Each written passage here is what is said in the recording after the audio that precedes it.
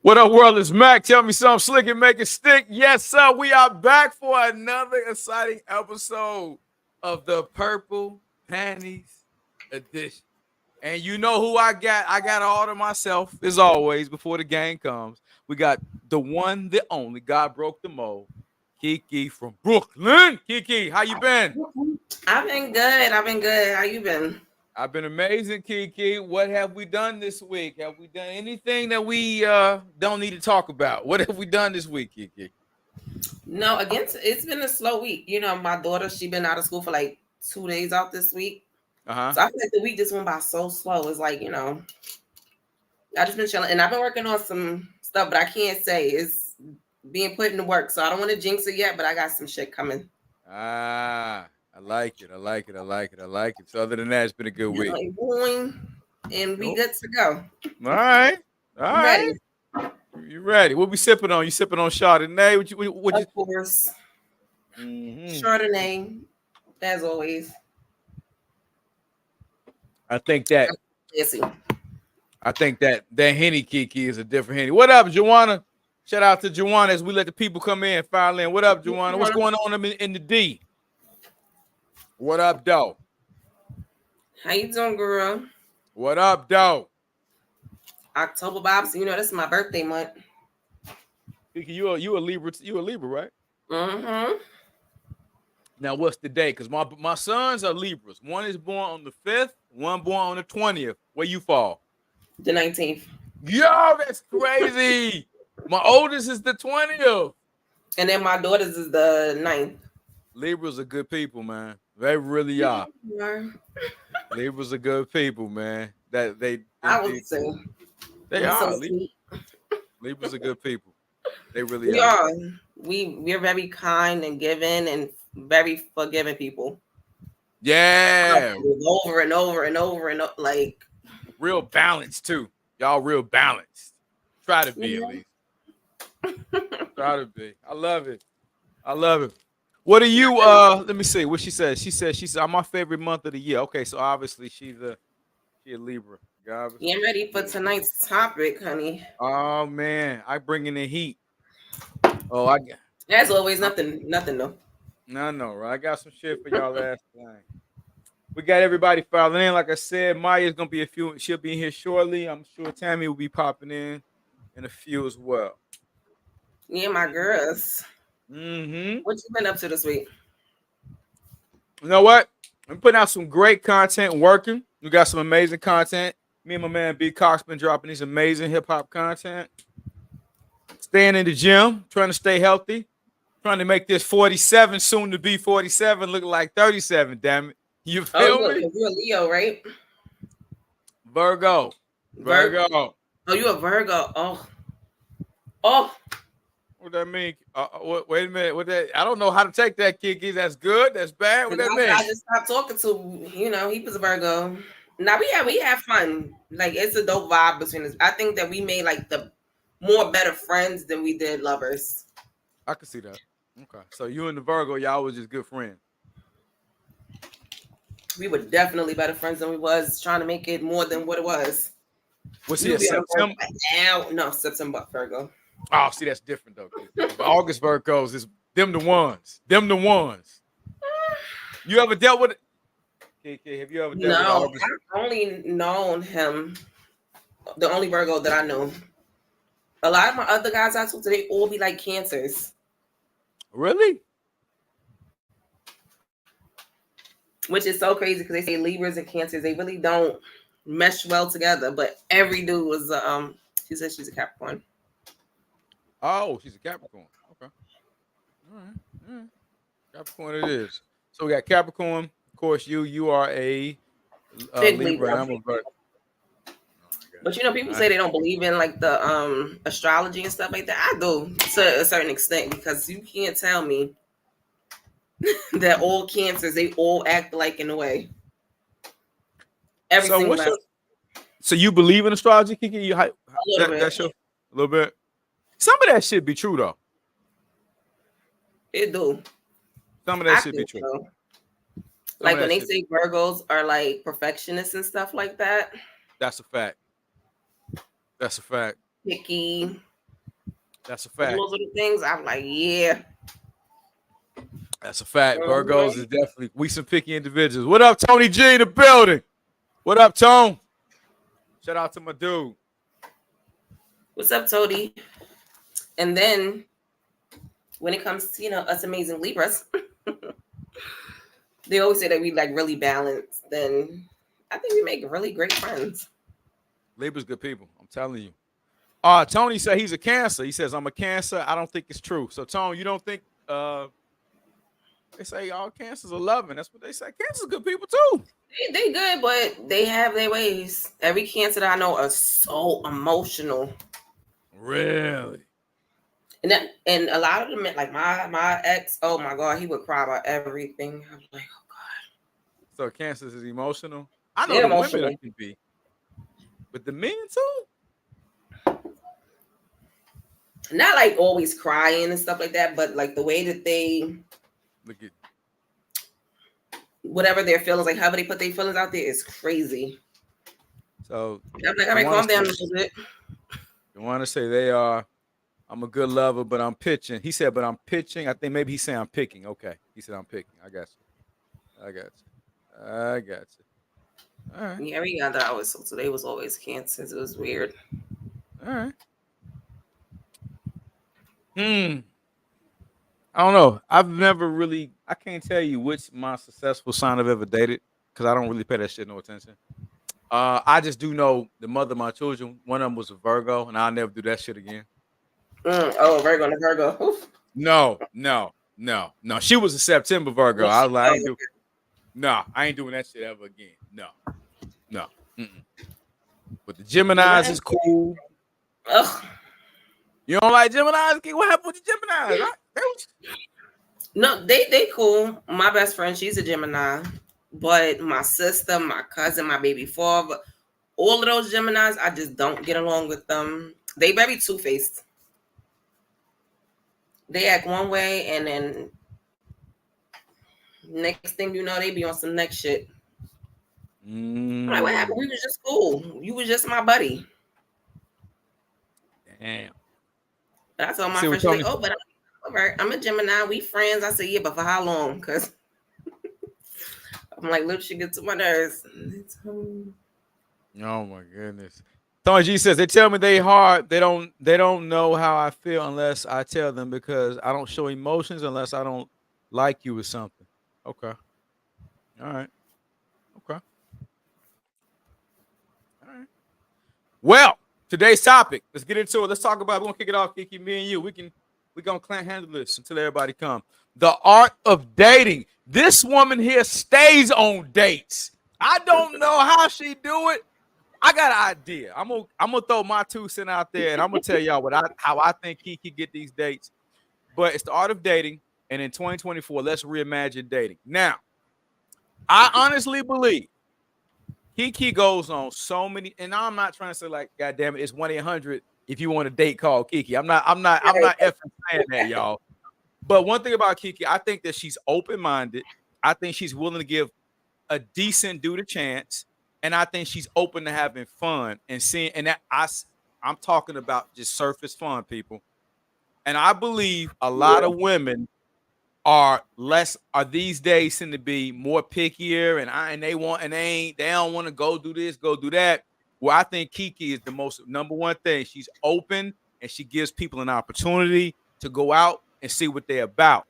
And if you do that, you can stay booked up like KiKI for the day. So, KiKI, let's talk about this right here as it pertains to you. Now, we're going to kick this one off with dating etiquette.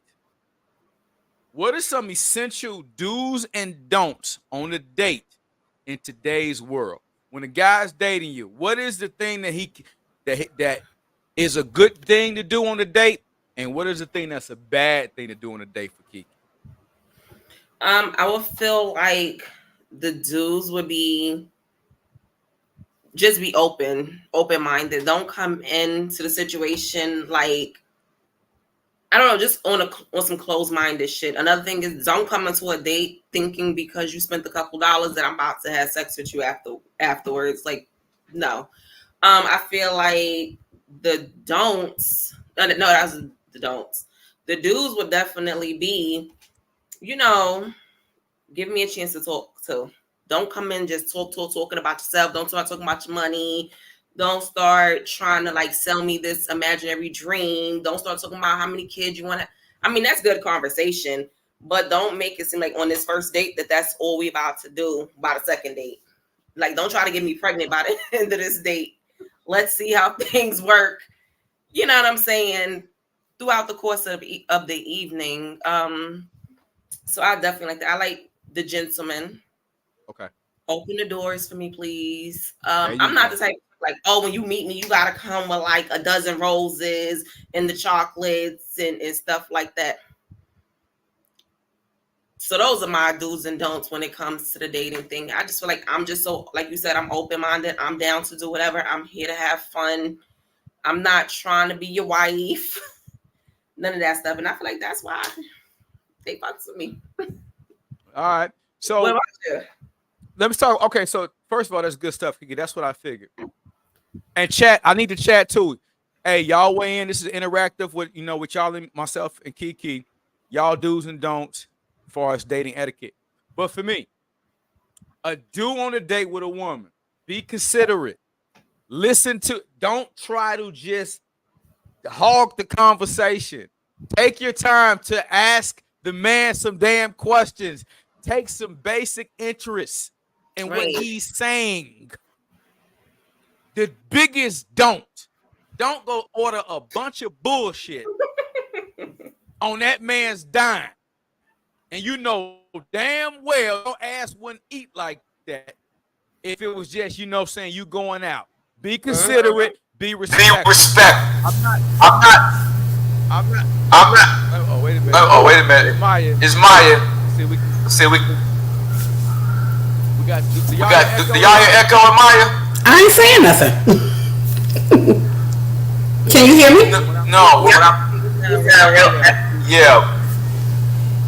You hear Echo?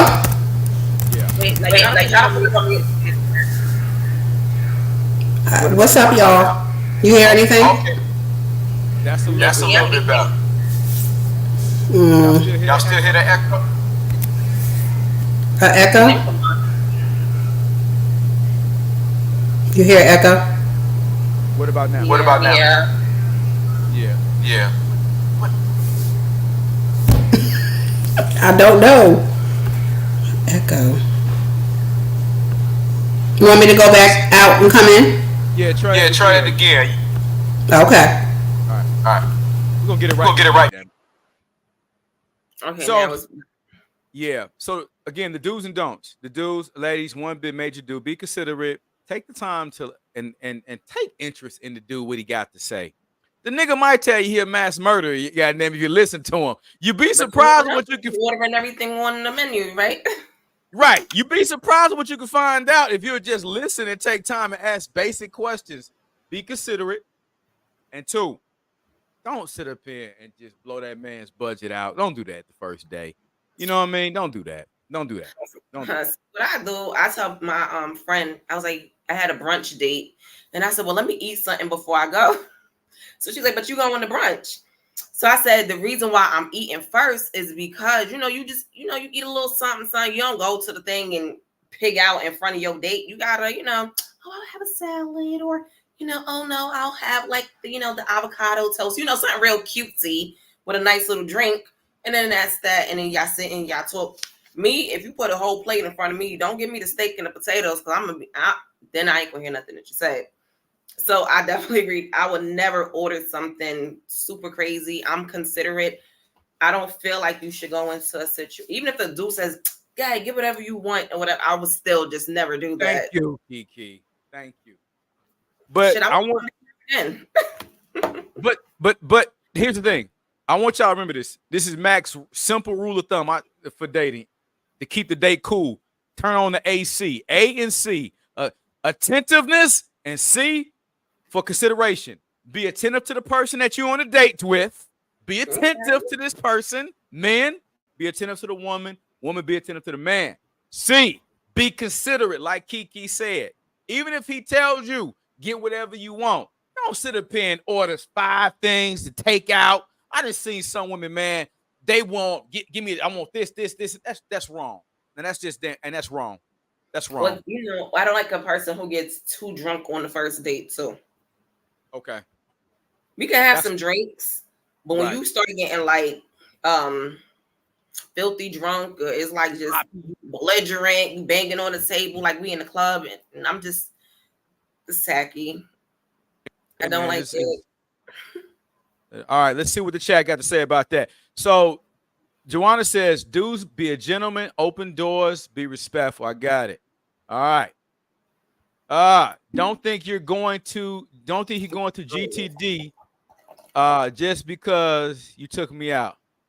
Get the draws. I like it. Hey, and that's another thing, fellas. Stop going on dates leading with your stick. Enjoy the moment. Enjoy the moment, the date. Exactly. These niggas can't get through the day for trying to hurry up and smash. One time, I went on a date with this dude. Quick story. I love a story. Yeah, you know, I like a real quick. I went on a date with this dude.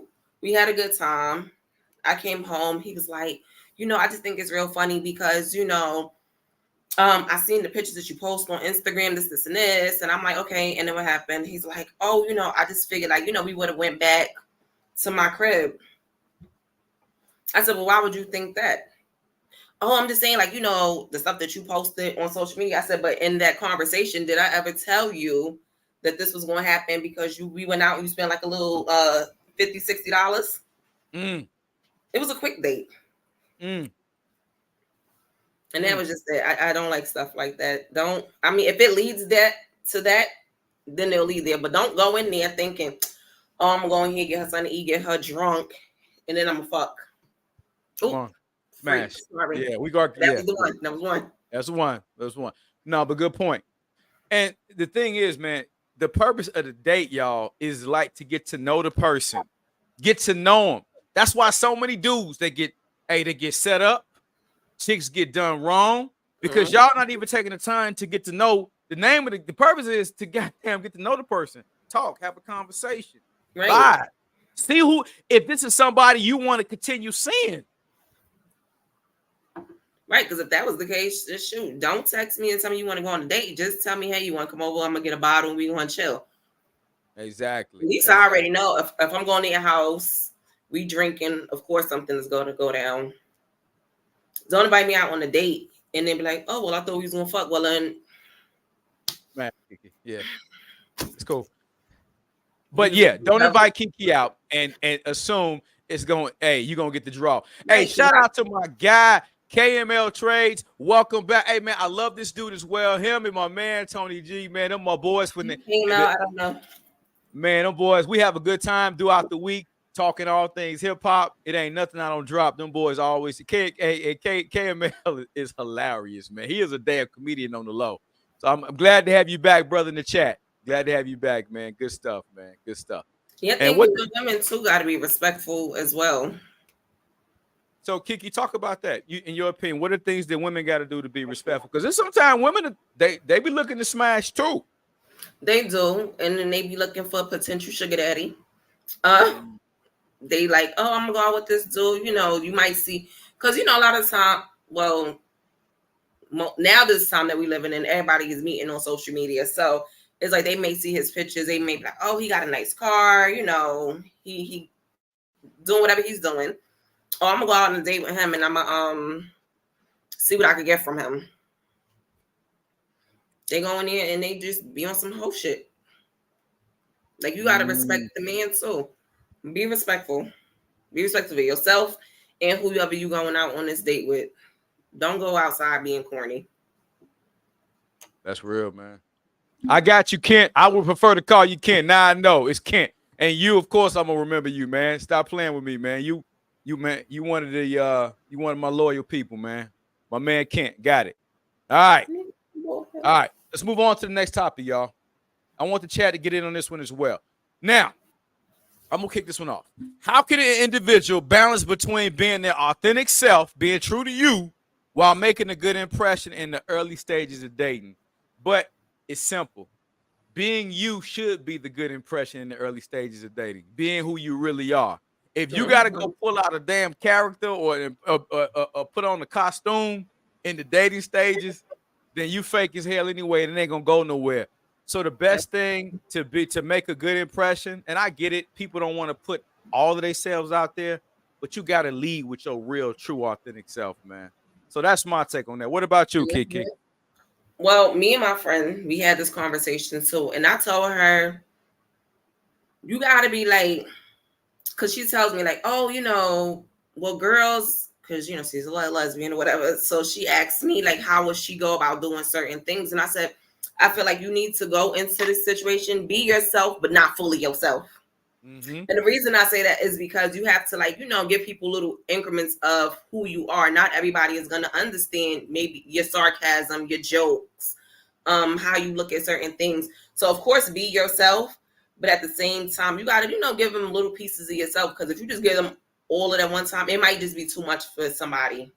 I can never go into a situation being 100% myself, because they're never going to get my jokes. They may not get my sarcasm. Sometimes my jokes be like, they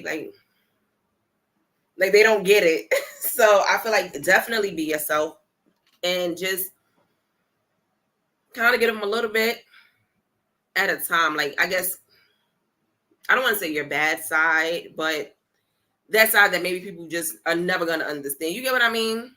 I definitely. Yeah, I get what you're saying. Like, hey, shout out to my guy, man, Branye South. Let me tell you a little bit about me and this dude. We used to work together back in my Gold's Gym days back in Alabama. That's my partner. We got some stories. Hey, KiKi, you talk about you talk about two niggas and doing a bunch of shit. We had a lot of fun working together back in the day. So he know a lot of my bodies is buried in Alabama, man. We had a good time together. But anyway, yeah, you definitely want to talk to him. Hey, Brandon, let her know. Was I not a wild boy? Anyway, still a wild boy. Kind of still wild. Authentically always wins, but act like you got some home training. Well said, bro. As always. Well said. What y'all got in the chat? Balancing your authentic self. You said what, KiKi? No, I'm saying, like I said, me and my friend, we have this conversation all the time. And then she says, like, oh, the girl, she says I'm rude. And I'm like, well, what did you say? And then she'll tell me what she said. And I'm like, well, how long have you known her? Oh, like a day or so. I'm like, well, that's the reason why she doesn't understand your sarcasm the way I understand your sarcasm. I said, because honestly, if you was to say that to anybody else, they would be like, bitch, who you talking to? You get what I'm saying? Like, you can never say certain things to certain people because they don't know you. So you have to just give them little dosages of yourself. You can't just go all in acting crazy. That's okay. All right. Be yourself. Go ahead, baby. I said, be yourself, but not be yourself. All right. Well, I mean, I'm gonna add to that. Let me shout out Coco. What up, Coco? Welcome in, baby. Happy you're here as always. Hello. All right. What Tony say? Tony G says, I give a little of the good and bad, but slowly. Now, Tone, what is the bad though? When you say the bad, Tone, what you talking about? What you goddamn? What you sleepwalk or some shit? What you be doing, Tone? All right. Kent says Alabama family in Daphne, Mobile, Bay Minette, Spanish Fort, small world. No wonder why Kent, me and you get along, man. No wonder. Yeah, man. Bama was good to me. And okay, KiKi, my boy Brandon says straight up wild barbarians in Gold Gym. If the walls could talk, you don't want them walls to talk. The stuff that we used to do, man. Hey, KiKi, me and this nigga would have went viral before viral. I'm sure. Especially after them army stories you just said being told. Yeah, man. That's my dog right there. I'm really happy he joined the chat. Really smart dude. One day I might get him on the panel. He is freaking hilarious. All right. Now, my thing is this though. You said, hey, Mac and KiKi, you killing it with the haircut. See? People love the new KiKi dude. Now, Coco, you ain't said nothing about my new haircut. Ain't that a bitch? Anyway, I'm moving on. They got the same ass too.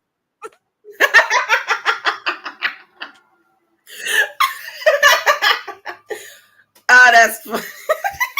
I'm not messing with you, man. I ain't messing with you. Let me see what my girl in the choice says. She says, I'm me all the times, no pretending. I kind of like that. I'm me. I don't know how to really give you a half sample of me. So, but I don't know. But then again, KiKI go on a lot of dates, so I got to respect her game.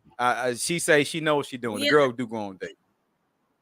No, I'm not So saying KiKi got to not be you. I'm just saying you just have to, like, you give them the good and the bad. You can't just go in there and just put it all on the table, especially on the first date. It's just like, like if I say here and told you, like, I bit my toenails. I mean, I don't, but I would never say the date and just tell you this stuff. Like, eventually over time, I have to, slowly introduce you to little pieces of me. Okay. All right. I respect that. And the fact that you said we had the same thing is killing me right now. I know, right? I know, right? Tony G says, my bad might be good to others. That military comes out of me. Some can't take it. No, some cannot take dealing with military, ex-military men. Some people can't take dealing with ex-military men. Like, you just a little bit too regimented, nigga. Damn. So, right. I feel you with it's that. 12 o'clock in the morning. Why aren't you up? Nigga, I'm asleep. What you mean? Why am I up? Hey, be like, get your ass up, and I need that breakfast, goddamn it. Right, like it's shower time. Let's go. We gotta go run them out. No, we ain't gotta do nothing. But like I said, to each his own. It works for me. Right. I love it. I love it. Now, KiKI, with you going on dates, and like I said before, KiKI is open-minded, y'all. She's not as judgmental. She's willing to have a good time and a good fun. And I say again, I'm talking about surface level good time. We joke a lot, but that's what I'm talking about. But I commend her because I see a lot of women who say, I can't get a date. I can't find a date. Well, that's because you want somebody to come in your house and take your monkey ass off your couch and bring you out the house. You got to be willing to take some of these offers that some of these guys are giving you. KiKI, really quick. You would know better than me. How do you decipher between and pick between I'm gonna go on a date with Ladarius versus Ladarius versus Courtney? How do you pick between the two, and what make you say I ain't messing with you, Ladarius? You kind of creepy, my nigga. I feel like the conversation. Okay. When we talking on the phone and texting or whatever cases, I like how if the conversation is not flowing, I can already tell. But when we get in person, it's nothing it's nothing to really talk about. Now, if we having a great conversation over the phone, we having great text messages, it's like, all right, I want to see what this person is like in person. If the text message is like, hey, what you doing? Good morning. What you doing? What you doing? I was doing the same thing 5 minutes ago when you texted me. What was I doing?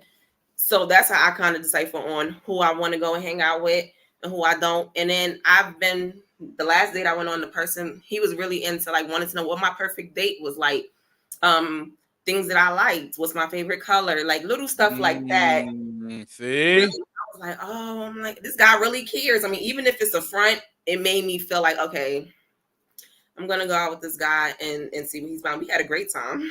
So I would go back out with him again just based off of the little small stuff like that. Like I didn't expect him to come in the helicopter over here in Brownsville and pick me up. Right. You know what I'm saying? Right. I didn't expect. I feel like sometimes a lot of females and men, whatever, they expect more. And it's crazy to me. I think they look on social media and that's the stuff that they see. And they see the stuff on social media and they like, oh, I want this. So if a guy is not doing this, from what I seen on Jada Waiter's page, I ain't dating him. Come on. I don't know these type of dudes. I know the regular guys. So that's what I'm going to go out with. Oh, okay. Okay, KiKI. We're not going to speed past that. Let's stay right there. Hey, I need to chat to weigh in on that one. Let's see. What up, Kimmy? They go Kim. Crown Kim in the building. Look who just snuck in. Right. I know, right? It's been a minute, Kim. Your ass ain't on the road today. It's been a minute. All right. Real. KiKI, so how are you able to stay grounded and not get caught up in the perspective of, well, I want with Jada Waiter again, or what's the Ari Fletcher, whoever these other people are. Again, you have a realistic expectation of what niggas can and what niggas can't do, and what you see in your everyday life, KiKI. Exactly. So how are you able to not get caught up in that bullshit that is called social media? First of all, I'm too old for stuff like that. You would think others are too old too. I just want to throw that in. You would think. You would think because I've definitely seen women older than me on some, oh, if a nigga's not doing this, this, and this, I'm not going. Well, the guy that you was laid up with for like months and months, he ain't even have a job, homegirl. But yet you want somebody that you're going on a date with. And I'm not saying don't expect, anything nice when you go out. I'm not saying, you have to put yourself in a situation where you're like, okay, you're going to want and expect better. But at the same time, let's think realistically. I'm a regular girl from Brooklyn. Mm-hmm. I don't expect, a certain. I just know where I'm at mentally and where I cannot expect certain things from somebody if I'm not on that caliber. I'm no Beyonce. I'm no, you know what I'm saying? I'm not these type of celebrity influencers. So I stick to who I know, and then it is what it is. I just have to, figure out who's worth my time, basically. That's it. But again, like I said, that social media thing got a lot of these bitches' heads all messed up, and they feel like they are more than what they really are. Like I said, you laying up with homeboy who ain't have a job, he ain't buy you nothing, he don't put no food in your refrigerator, he don't do nothing, but then you want somebody you're going on a date with to do everything that the dude that you was just laying up with didn't do. I can't say nothing better. And the thing is, they want the stuff from the dude that they can't even get it damn self. You can't do none of that shit yourself, and you want this dude to come in here and do this shit for you. You can't even do it for yourself.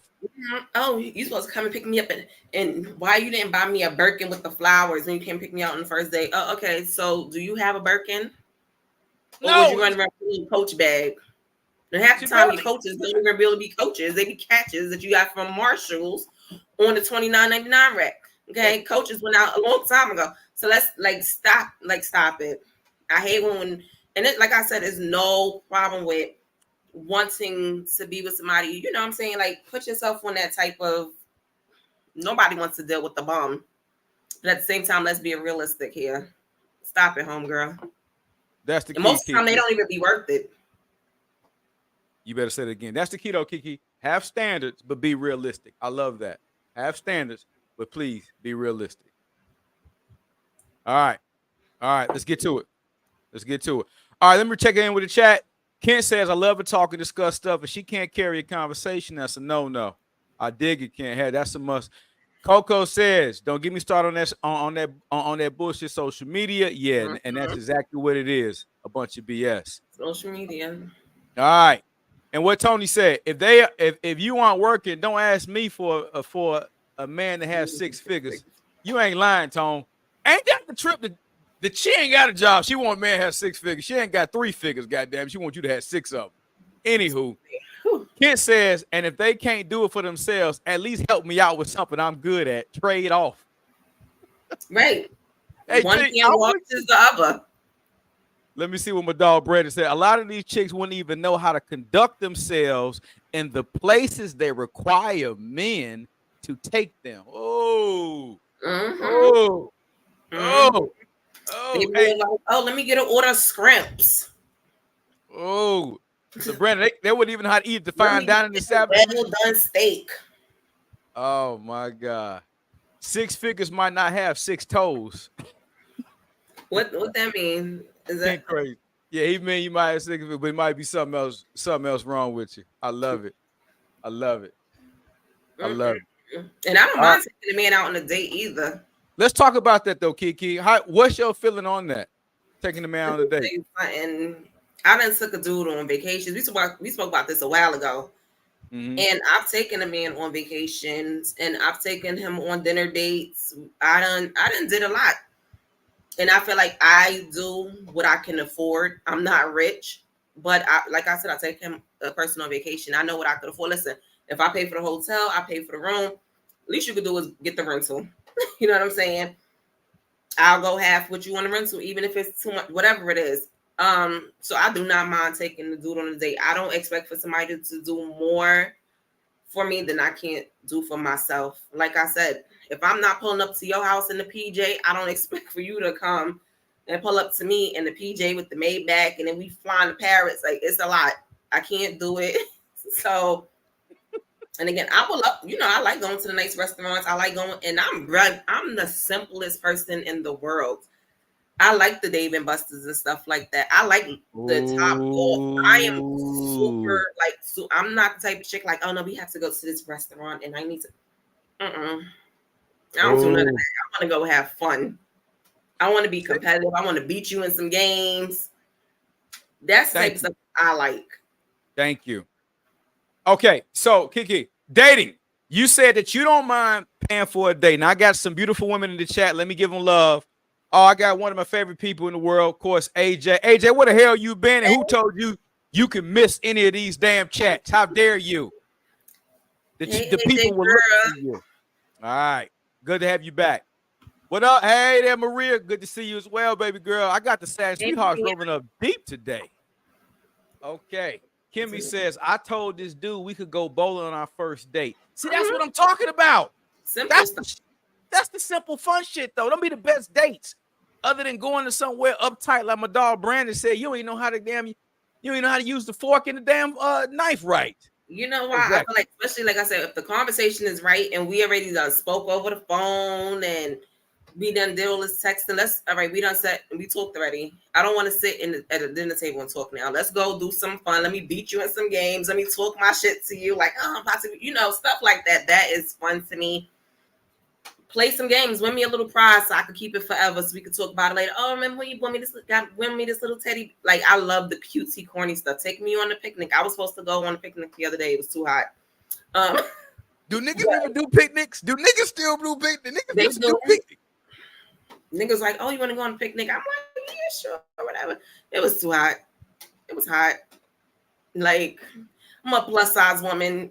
I sweated before I even got out the door. I don't feel like sitting outside in the park sweating. Like, let's go somewhere now where it's air conditioned. But I didn't know niggas did picnics. I got to update. Niggas is doing picnics. Niggas used to do picnics.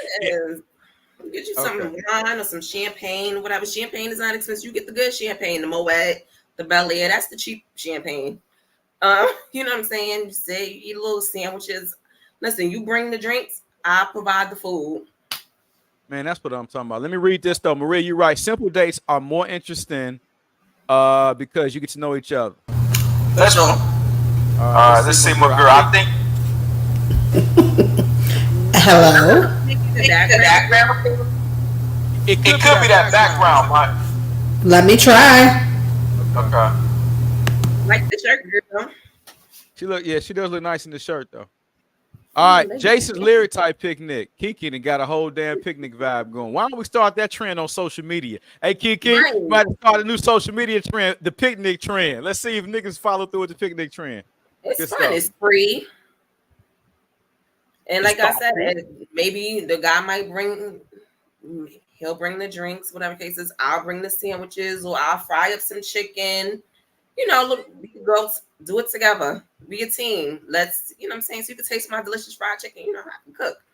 And we're going to have some fun. We could talk. We could laugh, go take a nice little walk, hold hands. Well, I ain't holding hands, but maybe like, do the arm thing or whatever. It says go feed the little ducks. Anything. Good stuff, KiKI. Tony G said, what if you're a man or a woman that doesn't eat out really, and you're actually trying to see if the vibes are right? Do you actually think a picnic or I think a cookout for two would be okay? Let me read that again. Okay. What if you are Tony G says, what if you are a man or a woman that doesn't eat out really? Okay, that's fine. You prefer homemade cooking. And you're really trying to see if the vibes are right. Do you actually think a picnic or you think a cookout for two would be okay? Personally, I think either one, Tom. Yeah, either one. I just think it's the intimacy of either the picnic or the cookout, whichever one you prefer. I think that's what it is. Yeah, just that little, and again, like you mentioned before about the spending a bunch of money on a date. A good little $100 on a picnic is nothing compared to what you would spend in a restaurant. Man, that first of all, that'll go a million miles anyway. That will go a long way anyway. I think. Hey, Tam. Hey. Copying each other. You okay, Tam? I took a nap and became asleep. I knew, you know what? I got worried about. I was like, that ain't like Tam. I said, cause Tam is. I said, somebody happened to Tam. But I was gonna give you about another 15 minutes before I'm about to look for your ass, cause that ain't like you. All right, hey girl, Tam, we got. You should look cute when you wake up. Uh-oh, don't tell her that now, Lord. You know Tam already thinks she got the sauce now. Don't tell her that, boy. It's over with. So that picture that she posted on Instagram. Hey, like, y'all see Tam snapping on the picture? I did. Hey, I ain't gonna say nothing, but fellas, I swear, girl. Saying, she's single. I ain't gonna say no more. She's single. See, look, now you dragging it. She's single. All right, Tam Jizzle, we got a lot to cover, mama, with you. You ready? Okay. Hey, are you woke? Hold on, let me wipe my camera up. All right. That ain't no better. But okay, all right, I'm ready. All right. Tam woke.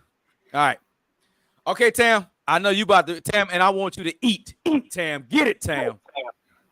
What are some essential do's and don'ts for dating etiquette in today's society? For Tami G.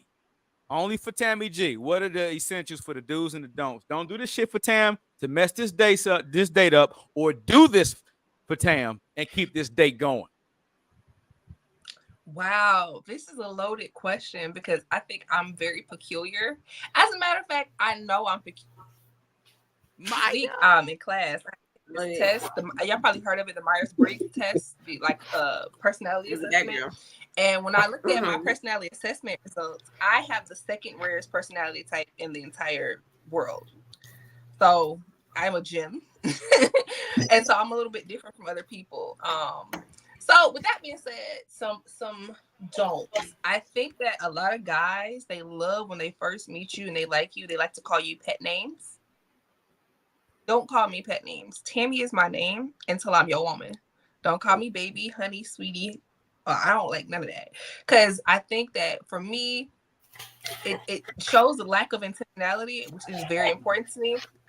Because I love my name. And then I hate random nicknames that have nothing to do with me. Like, anyway, that's a whole nother, but I'm peculiar. Once again, I'm a very unique and rare person. And I don't like certain things. So that's one thing to not do. Let's not do the pet names. I think do be intentional. Do be mindful. Do be grateful that you have my time, my patience, my attention, my energy. Because I think a lot of dudes, they come, and I was having this conversation. It's so crazy. I was literally having this conversation with my mom and my auntie earlier. They come and they tell you that they like you. They be like, "I like you. I'm interested in you." Da da da. And then they want you to get excited about it. Like, baby, you the one who been over here feeling these feelings for me, baby. I ain't felt nothing for you. I don't even know what I feel for you at all, because you're the one who came presenting these feelings to me. And so if you're the one coming to present these feelings, it is literally your job to show me that the things that you're saying about how you feel about me are accurate and right. If you can't show me that, what am I doing? Like, hey girl.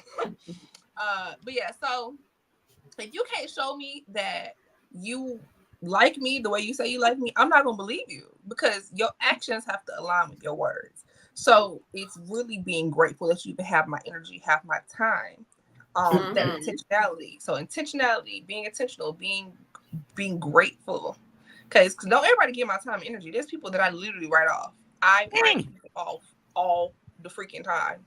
I had a guy friend from high school, and I love him. I really love him as a human from what I knew of him in high school. But he recently reached out to me and was like, "Let me take you out on a date."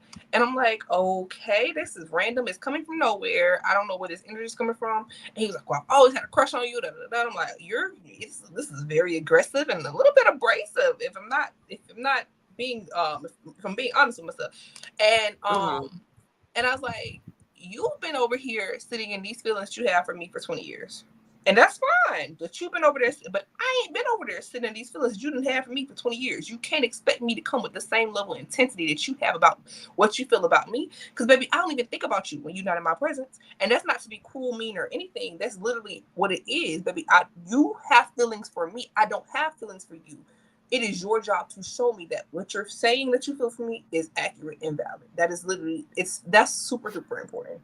And I think men women come so easily, they can swipe left to the next person, so they don't want to put in work to show a woman that they really care about them the way they say they care about them. And then what happens is you end up missing out on a very good person potentially, because you maybe awakened something in them, right? You might have given them like, he might be a good idea, right? But they ain't show you that that was a good idea. If you like me, you tell me you like me, and you give me the same energy that Billy Bob from up the street giving me, I know he ain't nothing. I know he ain't ish, right? Mm-hmm. Why I'm gonna pay you some mind? Why I'm gonna pay you some mind? Why am I'm not gonna pay you no mind? That's really what it is. That part. Right. Sorry guys, somebody calling me. But yeah, so I'm not gonna pay you no mind. I'm not gonna pay you no energy. I'm not gonna pay you no nothing. What else? So those are some things to do. Intentional, grateful, cognizant of the situation that you're in, because when everybody have my attention, it's very rare that you have my attention. I'm really upset with this dude I'm talking to now, to be honest. I'm really upset with this dude. No, y'all, the nasty shit I want to text this man, the way I want to sit on this man's face, okay? Wow. I'm just being honest with you, okay? I'm just being honest with y'all, but I am not even gonna do it, because he don't pay me enough mind. He don't deserve that energy from me, baby. The way, anyway. Mm-hmm. So, anyway, the whole point of what I'm saying, while you have my attention, you use it wisely. That's very important to me. So those are some do's. Some don'ts. Don't bother me unless you're ready. You're ready for the smoke. And the smoke, people be like, "Oh, Tam, the smoke. I want the smoke. I am the best thing that will ever happen to anybody." Like I'm the best thing. Period. And so don't come over here. Let them know.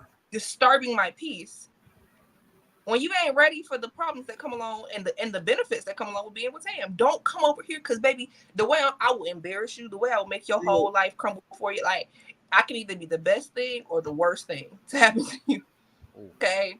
And I don't say that in like a threatening way. It's just like, I really can't stand. I am 35 years old. I cannot stand when a man comes in my life and he lacks intentionality. He don't know what he over here bothering me. Mm-hmm. When I got stuff going on, I just woke up, y'all, because I'm tired. I've been up since. The reason why I took a nap before this podcast, because I was asleep. I've been up since 4:00 in the morning. I went to the gym today. I've done so many great things today, and I've done homework. I've done all these things. I ain't got time for no man who come in here with some confused ass energy, don't know what he wants from me, bothering me. Leave me alone. Figure what you want from me out before you approach me. That's what you need to do. Don't come over here bothering me, disturbing my peace when you know you ain't even ready for the level. You know I'm a high quality woman. Don't come over here trying to make me lower my bar to be on your level. Because, baby, it's not going to work. I'm going to tell you that one thing. I had a guy come to me one day, and he was like, your nose is perfect. Don't do nothing to it. Don't ever get no surgery on it. And I said, do it look like I think like I need surgery? What the fuck are you talking about, bro? That's crazy. And he did that because he wanted to bring me down a notch before he tried to build me up. That's lame. That's some lame shit. Mm-hmm. Don't be trying to build me down or pull me down to a level so you feel like we on the same level, and then try to build me up. But you cute though. But you this though. You perfect this. No. Don't give me backhanded compliments and then come back. So that's weird. I hate that. Don't be weird. And I think part of the that's like, and I'll stop because I could keep on. But one of my don'ts is social. It's like social cues, social thing. Like, if you slide in my DM, I need to understand, and we not friends, we not like homies. I don't know you from somewhere. I need you to understand I don't know you. I'm gonna treat you like a stranger until I feel like I know you. People be sliding your DMs. You have a few conversations with you, and they feel like they can talk to you all type of left crazy, this, that, and like they know you. I don't know you, stranger danger, my boy. Like, there's so many social cues I think miss, and it misses them opportunities with certain women, because now you've made us feel like you're weird a little bit. And if I catch a weird vibe from a dude I don't know, baby, I'm out the door. Now, if it's a dude I know, okay, a little weird, I may give him some leeway because I know he weird. He been weird since 12th grade. You know what I'm saying? Like, it's different. But if it's somebody I don't know, baby, I don't know you. I don't know your people. If something pop off, I can't run to your people. Oh, look, so it's different things, but I can literally go on and on because I have a list of icks and a list of ticks. Okay? Right. There it is. Fresh out the bed, goddamn. This woman wake up and drop it. Goddamn, Tam, just fresh out of a nap. Goddamn, she wake up like that. Good stuff, Tam. Maya, she's back.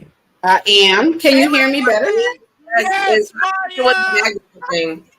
I missed you last week. I think it was the background. I missed you guys too. You still having issues in the background? No, you're fine. You're perfect. Oh, okay, cool. What's up? No, we just happy to have you back. Glad to be back. Yeah, I think it definitely was that background thing. Yeah, that's those backgrounds mess up the thing. I don't know why. All right, I don't have to get any more hate mail on why Maya ain't been on the panel. I'm tired of you niggas asking me what happened to Maya. Nothing. Maya, things happen in life. She's back. All right, Maya. I'm gonna ask. I get to see you do your tilt thing. I missed that. Oh, I missed that. Okay. Maya, what are the essential do's and don'ts for Maya? What are the things that the guy can do that are good things that'll keep a date going? Mm-hmm. Or what's the don't? Oh, we're going to cut this shit short. We're going to wrap this shit up, Playboy. We'll never get a part 2 of this, my man. Do just be your... do be yourself. Right, because I have to think about it. Do be yourself. And be genuine and not disingenuous. Know how to have a conversation and be respectful.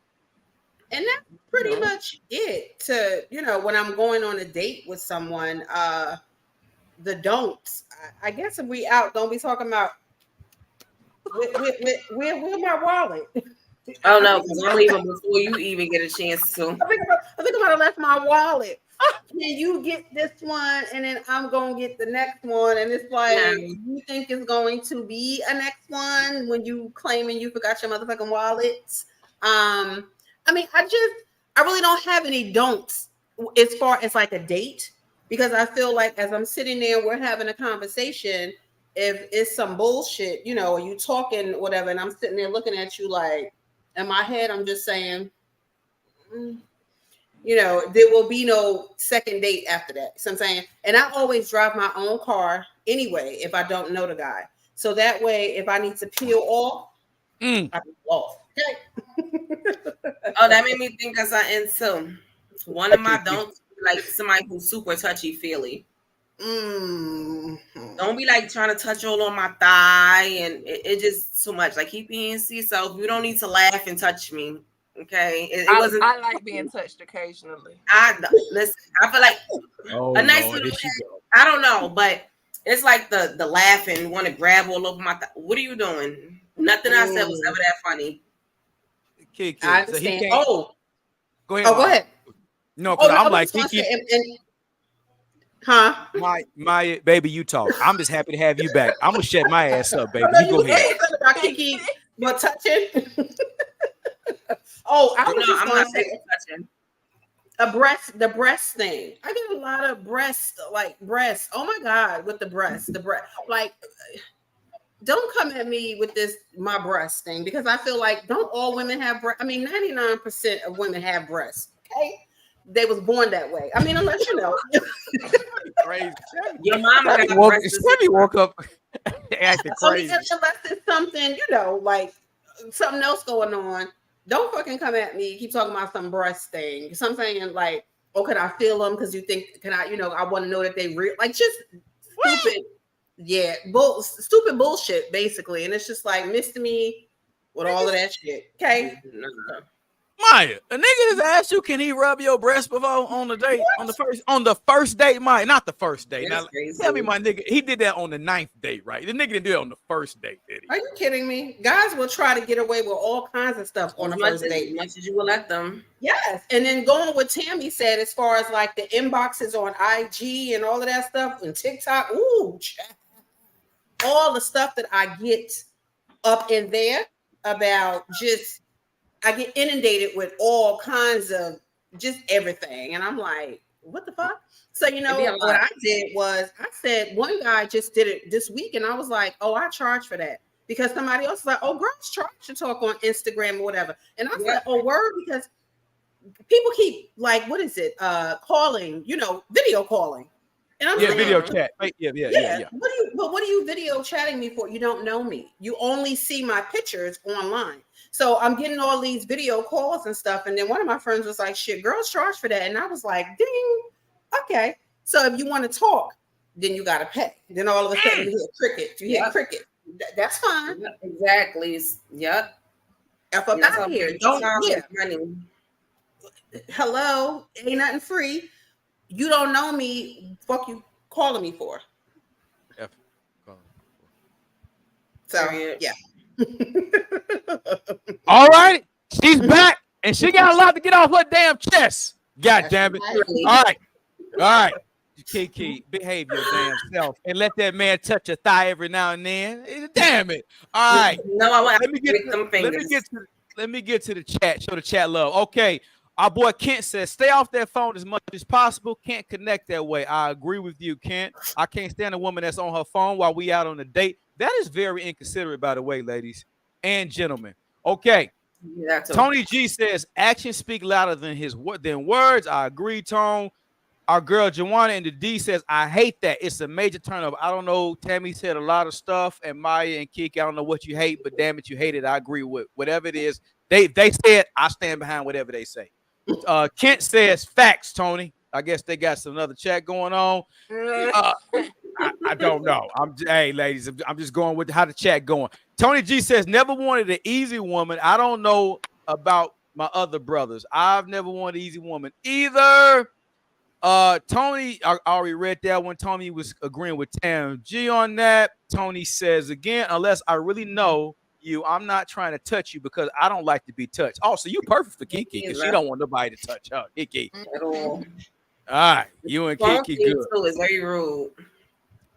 And Coco says, oh, no, you didn't, Maya. I've been a newborn size since birth. We are not the same. 90 LOL, 99% is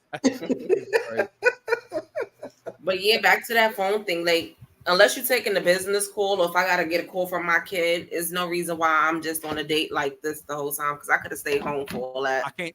That right there, I can't stand that. I'm agree. Like you know, a date is good with me if I ain't picked up my phone. I'm not even looking for my phone. I'm just attentive into locked in. We locked in. You know how folks say locked in. Have y'all ever been on a date that's like lasted all day? Like it was never in your intention to be with that person all day, but after the date, first thing y'all did, it was like, let's do something else. Let's do something else. Yeah, man. Right. Like, oh, let's go over here. Okay, I'm game. Let's go. I'm her. This is why I need people to understand. Y'all be playing with me. Y'all think you guys want to take me out on dates and y'all playing these games, and you're gonna miss out on the best thing that ever happened to you. Sorry. That's for who they know who that's for. Y'all didn't like, oh, oh, let's go to brunch. Oh, we're gonna go to the pier after that. Okay, I'm cool. Because you know, in New York, we got the piers that you know you can see Manhattan from Brooklyn. I'm like, fuck it, let's go. Let's get a bottle. Let's go. We gonna still chill. He said, just a thigh. Hey, let him touch your damn thigh, KiKI. Can't say that man touch your thigh, KiKI. I was late. What did I miss as far as romance? Well, I know you want to get into that, but let me ask you this though, and this is a yes or no. Picnic. Now, KiKI told me niggas will still do picnics. Maya, are you cool with? I think picnic that used to be some romantic shit back in the day. Do you think cool would you go on? Yes, that's all I want to know. Damn. Yes. Oh my God! Tell you cool with the picnic?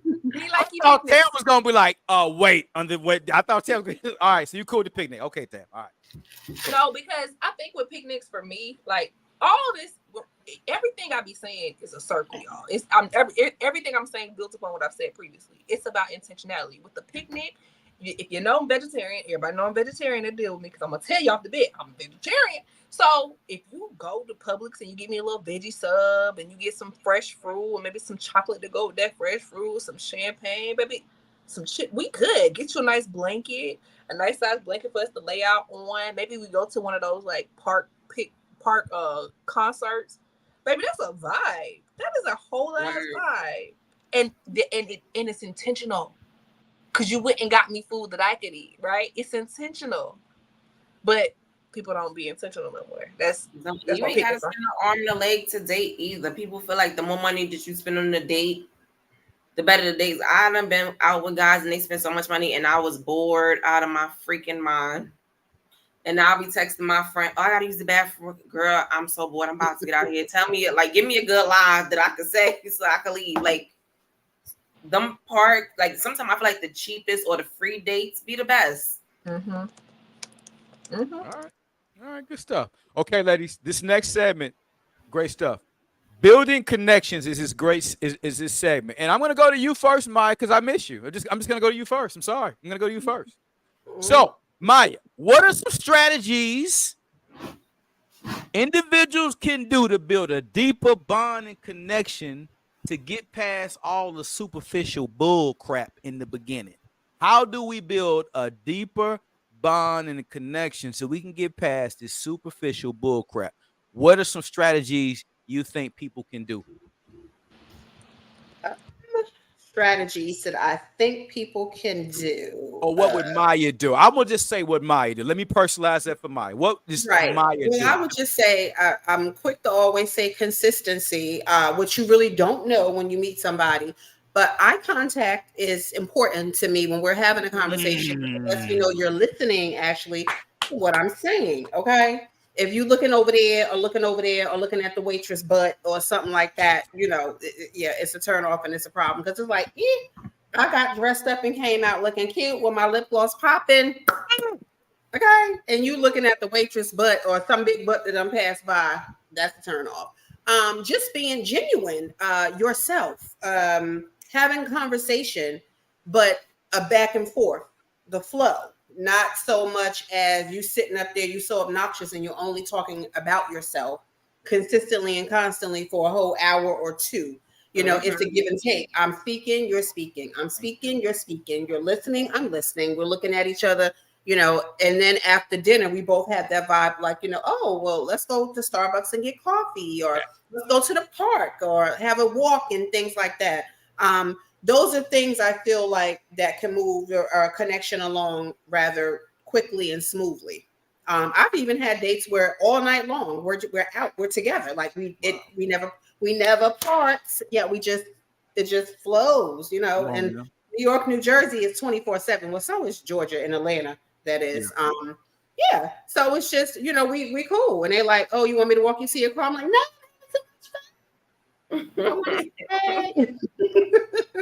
Let's stay. And then we go get ice cream. You just go listen to music. It's just New York is 24/7. So, I like that though, Mike. That was good. Like you said, back and forth conversation, eye contact, be in the moment. In the moment. Don't be over there looking at that girl's ass, which I've been guilty of before. But I'm just saying, be in the damn moment. Hey. Stop, KiKI. All right, let me get to you next. Maya, amazing, baby. You have definitely been missed again.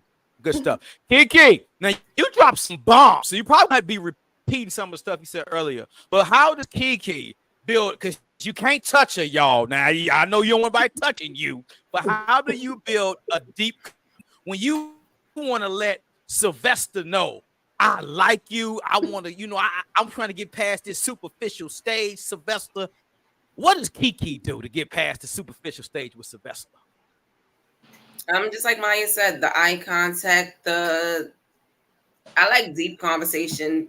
A lot of people don't think that I do, but I do. I don't like the conversations when we only talking about like surface level BS. Like I want to talk like them deep what's your dreams? Like of course, like I said, don't be trying to make plans and trying to get me pregnant at the end of the day, because that's not going to happen. But I like the conversation where I know what we in this for. Like Tami said, like when we're dating with an intention type of situation, like I know, is this going to be worth my time, or is we just going to hang out and then I'm going to never see you again type of situation? These are the things that I kind of look for And when I'm dating, I don't know. Dating is hard, yo. It really is. Sometimes I miss being married because I ain't had to do all of this. But all in all, that eye contact, the knowing what it is before we go out, like all of that stuff, it means a lot. Okay. And yeah, I don't have a long spiel about that. Not right now. Good stuff, KiKI. Okay, Tam, close this one out. Building connections. What are the strategies, people can use? What did you say, Tam, for you? Let me personalize it for Tam Jizzle. Tam, what do you do when you want to build a deeper connection with Calvin to go past the superficial interaction? Like, Calvin, I'm feeling you. I like your little big-headed ass. What are the things that Tam G do to let it be known I'm going past the superficial stage, Calvin? Well, I think it's very evident that I'm a linguist, that I'm a conversationalist, that's very important to me. And so with all of my interactions, whether they are superficial or, deep, I'm going to have conversation. Now, generally, I don't feel like it's my job as a woman to make sure that our connection is deep. I don't think that that's my job. Now, I'll say that, right? I don't think it's my job, especially like I said, if this is a guy who approached me. But if there is some energy there, there's some mutual attraction, or I just feel like there's a vibe there, I'm going to be intentional about having types of conversations and asking the questions that I want the answers to. Okay. Because I want to know, like KiKI said, am I wasting my time getting to know this person? So I'm going to ask those deep questions. We're going to have those deep conversations, and I'm going to see how the person answers the questions. Like I had a guy this week, I was talking to him, and I was like, I'm so tired. Like I put y'all don't understand how tired I've been this week. It's been one of them weeks, bro. So I put on there. I had woke up at 4:00 in the morning, went to the gym, and I put on Facebook. I was like, oh, tired, Jesus. I had some people ministering to me. The Lord will give rest to those who are weary. They was over here, but my man, ain't no way. I was literally tired, and so that day, the next day, I was talking to this guy that calls me occasionally, talks to me occasionally. And I was like, bro, I was so tired yesterday. I literally just fell asleep at 6 p.m. and I didn't wake up to 3 a.m. He was like, what? That's crazy. I was like, yeah, when I texted you last night, that was the last thing I did, and I went to sleep. And he was like, oh, I was like, I'm about to take a nap now. He was like, all right, let me come nap with you. I hate when people do that. Yeah, oh, that's cute. That's flirty. No, you have never taken me on a date. What make you think that you finna come lay up in my house? Lay up in my house. And nap with me, and you ain't never took me nowhere. Why are you napping with me? Now, I checked him on. I was like, not you trying to lay up on me and lay up in me all up in my space, and you ain't took me out. He was like, oh, I was just playing. I would never do that. Blue. And I was like, okay. I was like, so if I told you to pull up right now, you wouldn't pull up? He was like, no, I wouldn't pull up. I was like, all right, I'm going to accept that answer as the correct answer. But you don't get no cool points for that answer because you tried to play in my face. Because if I would have said, yeah, pull up, you would have pulled the freak up. Okay? Mm-hmm. So, yeah. So, definitely the deep conversations, getting to know that person, and then connecting on things that are not superficial. So it goes with the deep conversation, but sometimes you connect with people on a level. Like I was talking to this one dude, and I don't like the idea of trauma bonding, but I do like the idea of somebody being able to understand your lived experiences. So we were talking about how, both of us, we were in high school when our fathers passed away. So that was a point of connection. And so one thing I like to do, I was like, well, how does that affect you? Because I think so many times, especially in the African-American community, you go through so much trauma early on, and you don't understand how that trauma affects you as an adult or how it affected you during that time period.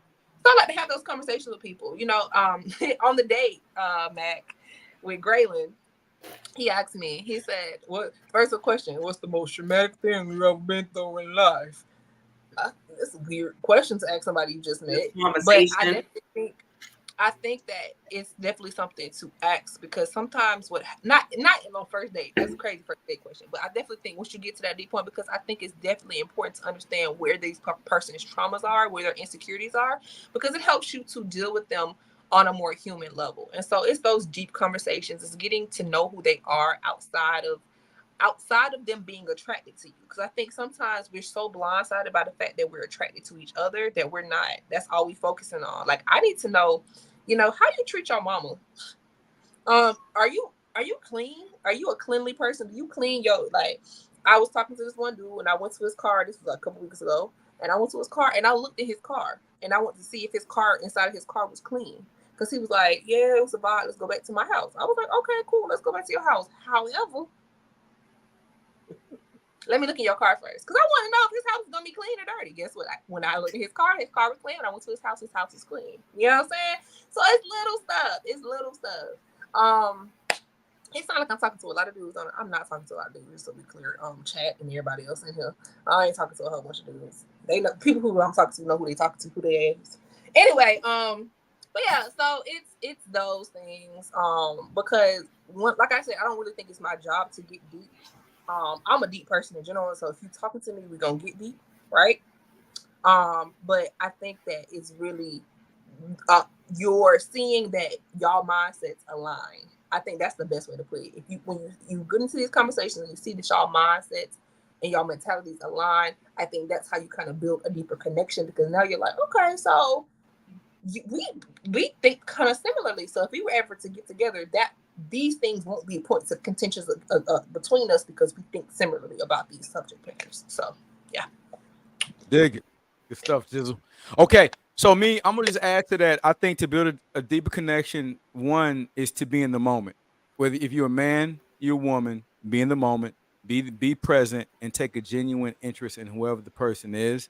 I think, again, like I said, the A and the C for dating to me is attentive and considerate. Be attentive to the person that you're with and be considerate of their needs. It's really simple. Let's not make this like this is some Chinese arithmetic or some goddamn, trigonometry, which I was neither good at either one of those. But the point of the matter is human nature. Be attentive and be considerate. You weren't either, KiKI, so don't start. So we both bad.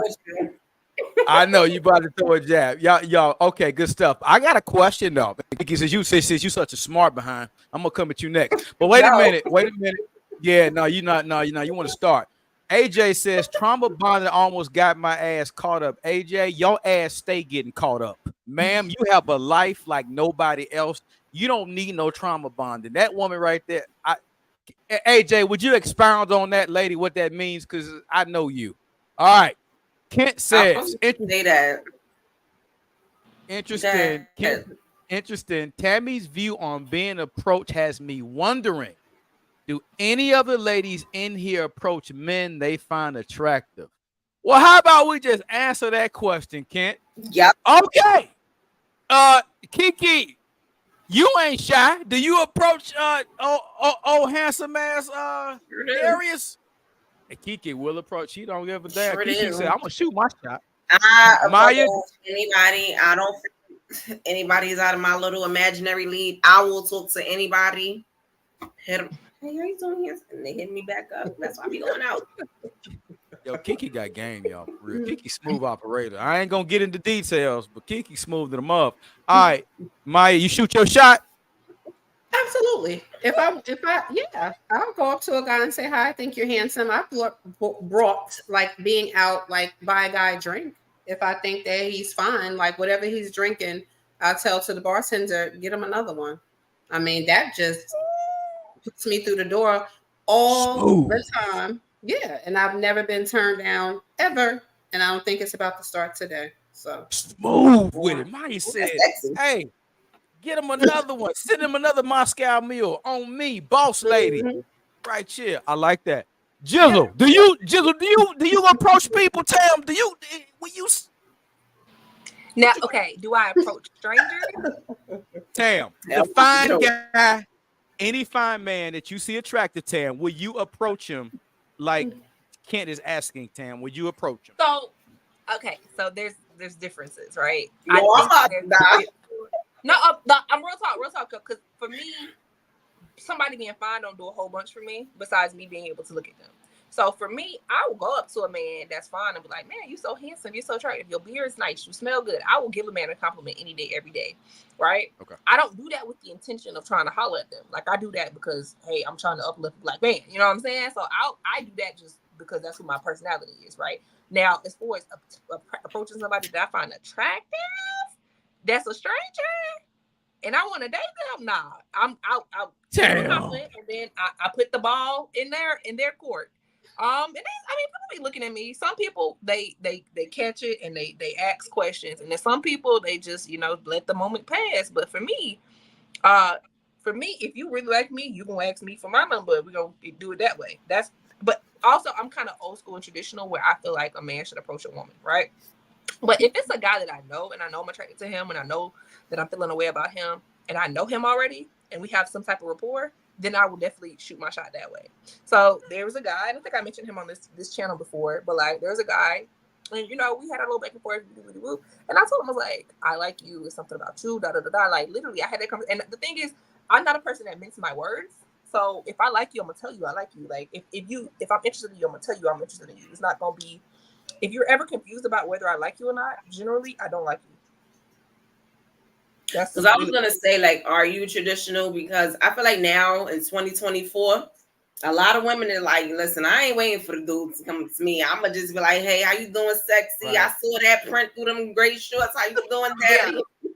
I'm more traditional in that way. I'm more traditional. Like if you talk about it from a biblical standpoint, it says a man who finds a wife finds a good thing, not a woman who finds a man.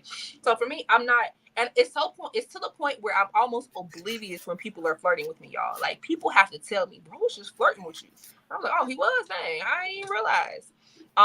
Because I like intentionality, and I think that's why when I say I like intentionality, men have to be intentional with me because I might just take it as this guy's being nice to me.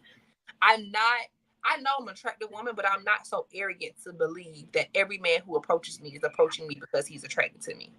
Like I understand that that's what a lot of them are doing, but I'm not that arrogant to believe that that's what they're doing. And so with that being the case, I like it when a man says, hey, I think you're attractive. I would like to get to know you, and be specific about what they want. And this is why I told y'all earlier, I can't stand when a person comes with confused energy and don't know what he wants from me. Even if you're not sure what you want from me, you could be like, I think you're attractive. I would like to get to know you better. That tells me what you want to do. But the thing is, people don't know what they want from you and they bother you.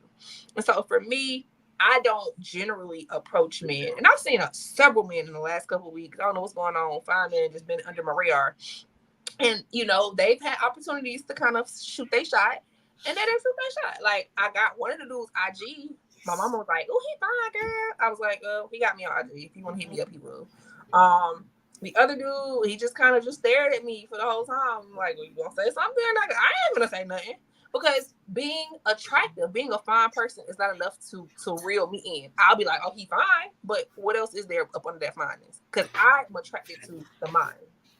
I'm attracted to the personality. I'm attracted to the person, who the person is. And so that is why if I just find somebody attractive in passing, I'll be like, oh, that's a handsome man. And I'll keep it pushing. I'm not going to go approach them because they can be handsome and dumb as a box of rocks, So, yeah. So, Tam, KiKi shooting her shot. Maya shooting her shot. Tam ain't shooting shit. Got it. Okay. I mean, all right. Tell them they handsome, and then they can move on with it if they. But that's it. It's not gonna be you're handsome. Let me buy you a drink. It's not gonna be you're handsome. I want to be with you. It ain't gonna be you're handsome. Let me slide this thing around across your face. It's not gonna be that. It's gonna be you're handsome, and then keep it pushing. He can do what he wants to with that. I'm handsome to you. I'm like, you handsome. Let's chill. I mean, and I've approached and the thing is, I think my thoughts on this is because I've been that bold person to approach a guy on that energy, and it's like, for me, I feel like what it didn't put me in a better position. It put them in a position where they thought they could treat or talk to me any kind of way. Not even that, because it was never nothing disrespectful, but it was just like, I remember I saw this dude on internet, and me and him had conversation back and forth in the DM. He slid in my DM, but we had conversation back and forth in DM. We had conversation on TikTok. This is not somebody I know in real life, but TikTok, IG. And we had that conversation, and I remember I had said something to him, and then he just like ghosted for a good little minute. And if I were insecure in myself, I'd have been feeling some type of way about it as far as like my confidence. But I wasn't, because I know, I know he had said about me. He told me I was fine. But after he kind of disappeared, I didn't message him again. I'm not gonna be chasing behind you because I've already told you I find you attractive. So literally, what is we doing? And so now, even today, guess who's in my DMs looking at my stuff? Or not my DMs, all my stories, watching my stuff. Him. I don't go watch his stuff.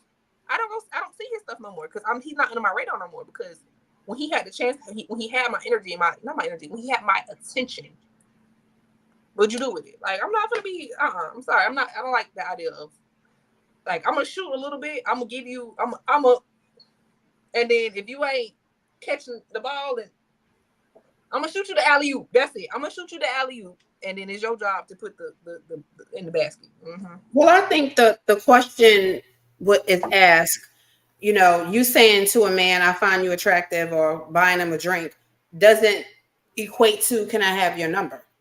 It just equates to you buy him the drink that he's drinking. And then as the man, it's up to him then to say, and that's my point. Well, thank you. Right. Conversation starts, and then that's my point. Can I have your number? Meaning the man, because it's an icebreaker. See what I'm saying? Right. Yeah. Right. And that's why I said, so if I do that and you're not giving me the energy back, I'm just so I will tell him you attractive, and that's it. That's gonna be the end. At this point, I've told you attractive. You do with that energy what you feel like you gonna do with the energy. So that's fair. Okay, Tam, I got it. I'll take it. Tony G says, I've been approached, but I didn't like them, so they cussed me out. Damn, Tone, okay, so I guess that's how you handle it. AJ, let's get to the chat. Get a chat love. AJ says, nothing dramatic this time, but I was ready to grieve and learn to live with my loss, but my trauma bond dude would have kept me in a bad space for his benefit. Okay. I'm glad you left his ass. Shout out to my dude, my other favorite guy. Big T is in the building, goddammit. We can rep, man. We got Big T, we got Tone, we got Kent, we got my boy Brand. We got the fellas checking in today, man. Showing up today. I love it. All right. Let me see. What did Kent say? I laughed my ass off. Look me in my eyes first. Dang. All right. Joanna says, trauma bonding is the worst thing you can do. Mess around and find yourself in a soul tie that you can't break away from. All right. All right. Patrice says, hi, Big T. Everybody love Big T in the building. All right. They checking for you, Big T. They heard everything. They said everything's big in Texas, T. They checking for you, Big T. All right. No. What Coco says. What the heck is up with Big T? Happy to see you back. That's what it is. That's fair. All right. Great stuff. All right, ladies. I got one more question, and then we're going to get to everybody's favorite segment, Get Freaky with KiKI. Yeah. Yeah. We got to get freaky with KiKI. I got one more segment. This is good. This is really good stuff, ladies. All right. Oh, I got a couple of them. I'm going to go with this. And Tam, I know this is going to be passionate for you, so just brace yourself, Tam. Brace yourself. Try to contain your passion for this, Tam. But Maya, I'm going to go to you first one on this because I'm just going to pick on you because I missed you. Okay. With the rise of the hookup era, we're in the hookup culture now. Do you think that has contributed, Maya, to the death or to the quality of dating nowadays? This new hookup culture. I know, KiKI. Do you think that has contributed to the quality of dates, the trash of dates, since everybody's in the hookup culture now? That's a good question. Thank you. My answer is I don't know. I would say more than likely, yes, that may contribute to not wanting a long-term relationship or not having a long-term relationship. But then I look at the other side of if you want to have a long-term relationship, you hooking up with somebody occasionally is kind of defeating the purpose of you wanting to be in that long-term relationship. So then I would say the person who you hooking up with, why can't you have a long-term relationship with them? And if there's things that you don't like about them, or you things that you see yourself saying, well, I can't be in a relationship with that person, then why are you laying with them? It gets to be all of these different questions and all of these different factors. Like if you don't want to be with them or whatever, why are you laying with them? Unless it's just, one night stand, or like you said, friends with benefits. So I would say yes and no. If a person kind of knows what they want, and then the two people actually have that, well, this is all we're doing kind of thing, and everybody's cool with it, then fine. And they're also still dating and looking for that long term, and then once they hook up with the long term person, then the other thing is cut off. I mean, it kind of is what it is. Okay, I love it. KiKI, are you riding? How do you feel about that, KiKI? What do you think the hookup culture has killed the quality of dating, KiKI? I do, because I feel like everybody just wants to hook up. Nobody wants like a real situation. It's a lot of people who don't even really want to even go on dates. They go straight from, hey, how you doing? You look good. I saw your pictures or whatever the case is. You want to come to my crib? They know, a lot of people know my favorite alcoholic beverage of choice, okay, is Hennessy. So for them, they feel like, oh, if I give her a bottle of Henny, she just gonna bust it open. Absolutely not. That's just not what it is. But I feel as though we in this day, nobody wants to have like a real serious relationship or even go as far as even wanted to go on dates. They just want to get you drunk to see how far that they could take the situation. And it's sad, but that's just what it is. It's so hard to even get to it. I mean, like I do go out, but you know how many guys that I have to go through before I find the ones who actually want to go out, opposed to the ones who just want to get me drunk to see if I'm like, yo, my dude, that's like low key rape. If we being honest, why you gotta feel like you gotta get me drunk just, you know what I'm saying, just to be in your space. So I definitely, yeah, it sucks. Okay. And it is what it is. I mean, hey. All right, it is what it is. It is. It's hard out here. Hey, it's hard out here. KiKI, you going listen, this woman go on more dates than anybody I know. KiKI stay dating. Don't y'all listen to KiKI. Ain't too damn hard. Every Tuesday about 6:35. New dates, getting ready, backseat treatment, chauffeured around hey, y'all just look at KiKi's store. I ain't lying. Every Tuesday at 6:35, she got her ass somewhere on the date somewhere. Anyway, okay. Good stuff. Hey, I want to hear from the chat as well. What do y'all think? Do y'all think the hookup culture has killed it? Is what I want to hear from the chat. All right. Tam Jizzle. Close it out, Tam. What do you think? Yeah, so I think hookup culture is toxic. I think it's toxic because you have people that are being in the most intimate setting with other people without having any other form of intimacy with those people. It's like, how is it that you're okay with giving your body away or taking somebody else's body and you don't have any intention with that person outside of that? So to me, I was always told, don't lay down with somebody that you don't want to have no kids with. Don't lay down with nobody that you can't see yourself with. Don't lay down. And so for me, that's one of the reasons why I've been picky and choosy in who I've interacted with in that way, because, I have to feel like this person can, take care of me, care for me, cares for me. These are things like, so when we're talking about, hooking up or having sexual encounters with people, I don't take it lightly. Like, even if it's something that's not, penetrative to say, I don't take that lightly, because why is this person touching me? Why does this person have access to my body? Why is this person trying to give me access to their body? Like, you have to take those things into account. And so I think that this hookup culture of swiping left and swiping right kind of taints something that's supposed to be kind of sacred, and I'm not saying that we're all supposed to be virgins and nuns until we die or until we get married, because I think, I'm 35 and I'm beyond that point of thinking that is just the lifestyle of chase women. And I think that there's some women that I know that are like that. But I will say that, I think that as women, we should be choosier and more picky about who enters into these spaces with us. And that's why I told y'all earlier, I have a guy, and baby, if he acted right, it would be nothing. I wouldn't be okay with going there with him, or I would be okay with going there with him, but he not acting right. And it's like, he don't deserve that energy.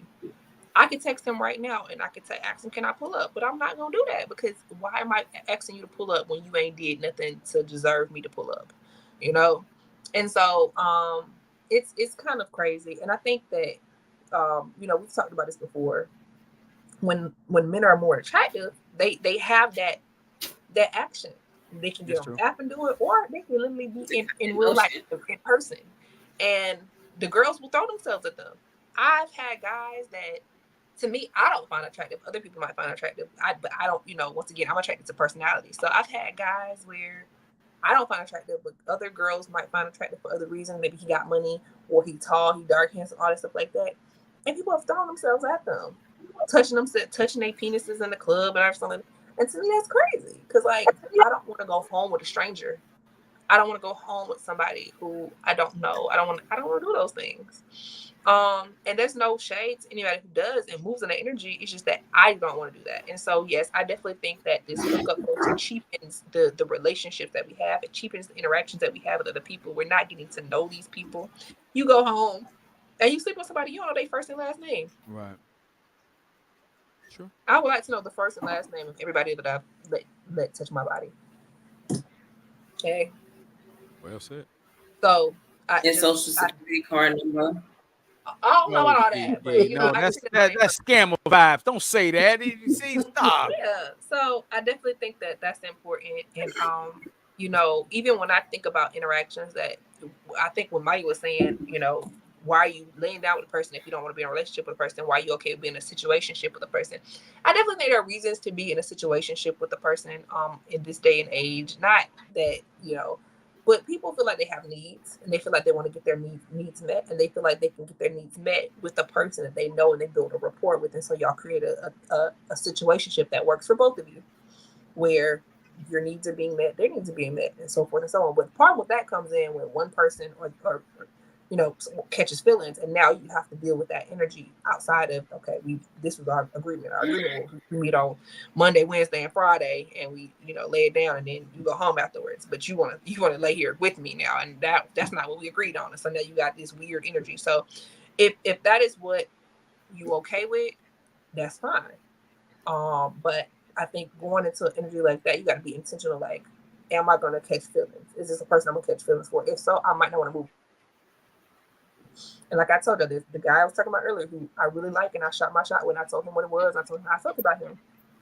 He knows how I feel about him, and that is one reason why these are people. All these people I'm talking about, y'all, today, I've never had any sexual encounters with. So it's just so we clear, because y'all know I don't, But if I were to have a sexual encounter with the guy that I really, really like, right? If I really were to have that sexual encounter with him, I don't think I would go through with it. Like, I would want to really, really badly, but I think that us not working out would damage me in a way that I don't want to deal with the repercussions of what would happen, because he knows how I feel about him. So to go to that space with me and not have any intentionality about what we do moving forward after that, I wouldn't even go into that energy with him.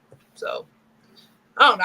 I think the point of today's conversation with me is I have to know people. Like, people trying to move with me, and I don't know them. Like, I need to know you, because if I know you, I feel like I can trust you and I can trust your intentions with me. But if I don't know you, I'm gonna be looking at you real side eye, like, So I just hate the nigga that you want to act right won't act right. God damn it! Somebody send this nigga a message or something, bro. Straighten up. All right. People need to just tell the truth and call it a day. If you just want to fuck around, then just say that. And if it's more than that, that's just what it's gonna be. Tony, good stuff, ladies, as always. Tony G says, I think the hookup straight killed the relationships concepts. I definitely agree with that myself. Tony, he adds more. He says, because I used to want to get to know some women and they were ready to have sex. It turned me off because I was thinking of them on a different level. That's true as well. My boy Brandon checks in and says, hookup culture killed dating because the guy they're on the date with ain't always the guy they hook up with. Guys got to decide which side of the fence they want to be on. Well said. Well said. And just to close it out from a man's perspective, the hookup culture has killed it, because now ain't no end game no more in dating. It used to be an end game was we're going to get to know each other, and maybe one day the goal I thought of dating to get to meet people, find somebody that you can see compatible with, maybe get into a relationship and grow it from there. But now now dating is about finding a sponsor, it's finding a hookup. It's every goddamn thing but what it was intended to be for. So I definitely think the hookup culture has just destroyed and decimated the whole purpose of dating as a whole. Great stuff. All right. Wait, are we ready for say though, go ahead, KK. Go ahead, KK. It's a quick, what you call it? I was having a conversation with this dude, and I told him, like, he wanted to call himself trying to date me. And I told him, I said, we could date. I said, but, for, what's the word? I don't know. Anyway, I told him, I said, I am dating more than one person. He said that he didn't want to compete with the other guy. And I'm telling him, like, you don't have to really compete when you're dating more than one person. You're just dating. I didn't say that I was in a relationship with somebody else. It's more so like, you're just dating more than one person to try to figure out what we want to do. So how do y'all feel about that? Like, when you dating, do you feel like you need to just date one person and then that's the only person? Or do y'all feel like you should be able to date around? I feel like I tell the person just so that just so you can know. Like, don't think that you're going to be on the only person I'm talking to. No. So how y'all feel about that? I'm going to answer that first off. No, I believe in being honest. I'm dating multiple women. I'm telling you out the gate, I'm dating more than your ass. I'm not in a relationship. I didn't say sleeping with everybody, but I'm dating and I have a right to date. Now, I'm going to let you know that. I'm not going to say you a dream and think it's me and you exclusively. Right. That's the key. A lot of guys will lie and won't tell you they're dating other. Hey, let it be known. You ain't her man. I do believe in letting it be known, and I think you should date multiple people because you can't just lock in on one person. You don't know you might not vibe with them. So no, that's a fact. Maya, what's your take on that? Oh, I definitely think you should date more than one person. It's nothing wrong with dating multiple people, going out on dates and having fun and enjoying other people's company and companionship. That's how you get to know who you would like to be in a relationship with. That's how I feel. Right. Say that. Jizzle, real quick. Yes, no? I think, and I'm going to be short, but I do have something to say about this, some thoughts about this. So listen, I think that growing up in church culture, right? Growing up in church culture, we tell our girls to be chaste, our girls to not dress. We tell our girls all these different things. And I grew up in this church culture. And so when I first started dating for real, it was one person. I was laser focused on that one person I was dating. And I think as I've gotten older, I understand the beauty and the importance of dating multiple people because and then it's important to do that. But also, I don't like it that you have these guys who are out there and they're dating multiple people, but they want exclusivity from you. Mm-hmm. That's not fair. That's not fair. But you want me to only focus my energy on you. That's not fair at all. And at this point in stage in my life, I'm not focused on being, unless you have asked me to be your girlfriend and we have decided that we're going to be in an exclusive relationship with each other, I'm not going to put all my eggs in one basket. Exactly. Like even on this podcast today, I've told y'all that several people that I'm speaking with right now, I'm not putting my eggs in either of these baskets. Why am I doing that? Neither one of you need to be exclusive with you. Neither one of you know about doing that. Why am I going to do that? And I think that sets us up as women sometimes with unreasonable expectations by these men who never decided to be committed to us in the first place. So no, I do not believe just dating that one person. I feel like you need to date and, may the best man win. Basically. And I don't feel like when you date, you're having sex with everybody. And I think that's where people think like, right. You're having sex with everybody. That's the problem too. No. I think that we're so loose in our culture that we believe that dating is the equivalent is having sex, but it's not that. A date is a date. A date is a date. If I say I'm dating this person, that person, go ahead. I tell these to my students all the time. I talk to my students, I was like, yeah, I want to date this person, that person. They like, out here in these streets, Miss G, you out here in these streets? I'm like, no, I'm not out here in these streets. I'm out here allowing people to show me who they are. If I go on a date, don't mean I'm smashing these people. Matter of fact, I'm not smashing people. I ain't smashed nobody in a long time, okay? She got time. They think you outside. And I'm not. And I'm not outside. I'm not outside. So yeah, that's important to go ahead and get those days. And I tell it to my students too, but I tell it to my family and my younger siblings and not my younger sibling, but my younger, because I think sometimes we just get so locked in on one person and it's just bad. No. Yeah, I just wanted to know because I had this conversation with Mike, and since we were talking about the dating thing, I wanted to get you guys' thoughts on that. But that was all. Hold on, Keith. Let me add to that though, because y'all said some key. That's a very good question. But let me just say this for some guys, if you got a chick and you not committed to her, and y'all messing around, my nigga, if you go have a threesome, she can go have a threesome too. And I'm just throwing it out there because a lot of times you cannot sit up here and want her to be all committed and locked in on you, but you won't commit to her. So what's good for the goose is good for the gander. That's just keeping it all the way fair. If you're not gonna commit to that woman, whatever your ass can go do as a man, she can go do. I don't care about you paying her bill. I don't want to hear none of that shit. What's fair is fair. You won't commit, you can't keep her tucked away. So if you go out there and you mess around with Sheila, she can go out there and mess around with Stefan. What's fair is fair. I just want to say that. All right, KiKI, let's get freaky with KiKI. The people been waiting. I know we got some people in the chat waiting to hear about KiKI getting freaky with KiKI. What we got? We're gonna play play another little game, this or that. Okay. All right. Would you rather do a missionary or cowgirl? Oh, that's a woman. It depends on how my knees feeling for the day. I ain't gonna hold you. You know, if I'm had a rough day at the gym, missionary gonna have to do it. But if I'm feeling a little frisky and I got a little energy, then cowgirl might be the good one. Maya. Missionary. I ain't doing no work, guys. I'm gonna chill, goddamn it. Yeah, I would say cowgirl, just only because it's fun. You know, I think cowgirl is really good for morning sex. I think it's really good for morning sex. The wood is very hard. I think it's a beautiful. Yeah, I can't do the morning thing. No. Mac, what you want your woman to be in? Would you rather her be a missionary or cowgirl? If it's in the, you know what? Which one you like to look at more? I'm gonna do the cowgirl. I'm gonna do the cowgirl. Shit, I'm gonna be lazy. I'm gonna be like Maya. I ain't doing shit. You do the work, goddamn it. I'm gonna chill. I'm gonna chill. Right. Dildo or vibrator? Vibrator. Definitely vibrator. People still use dildos? I use a rabbit. Is a rabbit the same thing as a vibrator? It's a vibrating dildo. To be a rabbit is like a vibrating dildo. Let me tell you, when it's some Hennessy nights, I use all my toys. Hennessy night? What night is that? You know, I haven't had Hennessy in a little minute. I've been trying to calm down. I've been drinking my wine. But most of the time, yeah, I'll use my anal plug. I'll use my roses. I'll use my rabbit. The little nipple thing. I need to get a rose. I use more.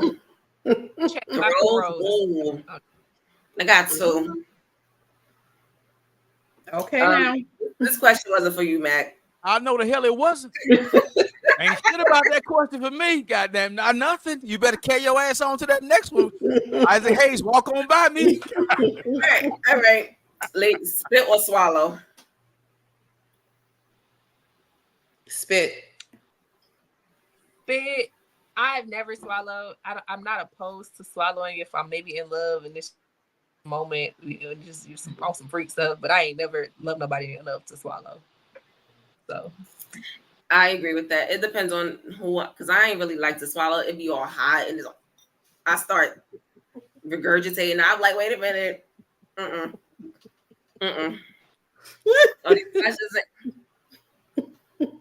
This fool talk about pride, megaphone, rainbow. Would you rather watch porn together or make a porn?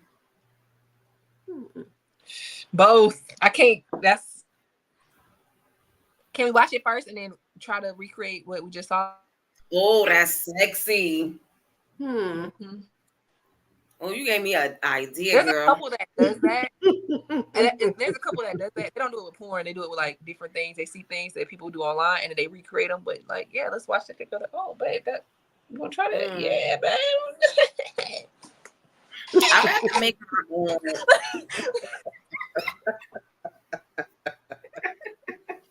I have to make my own.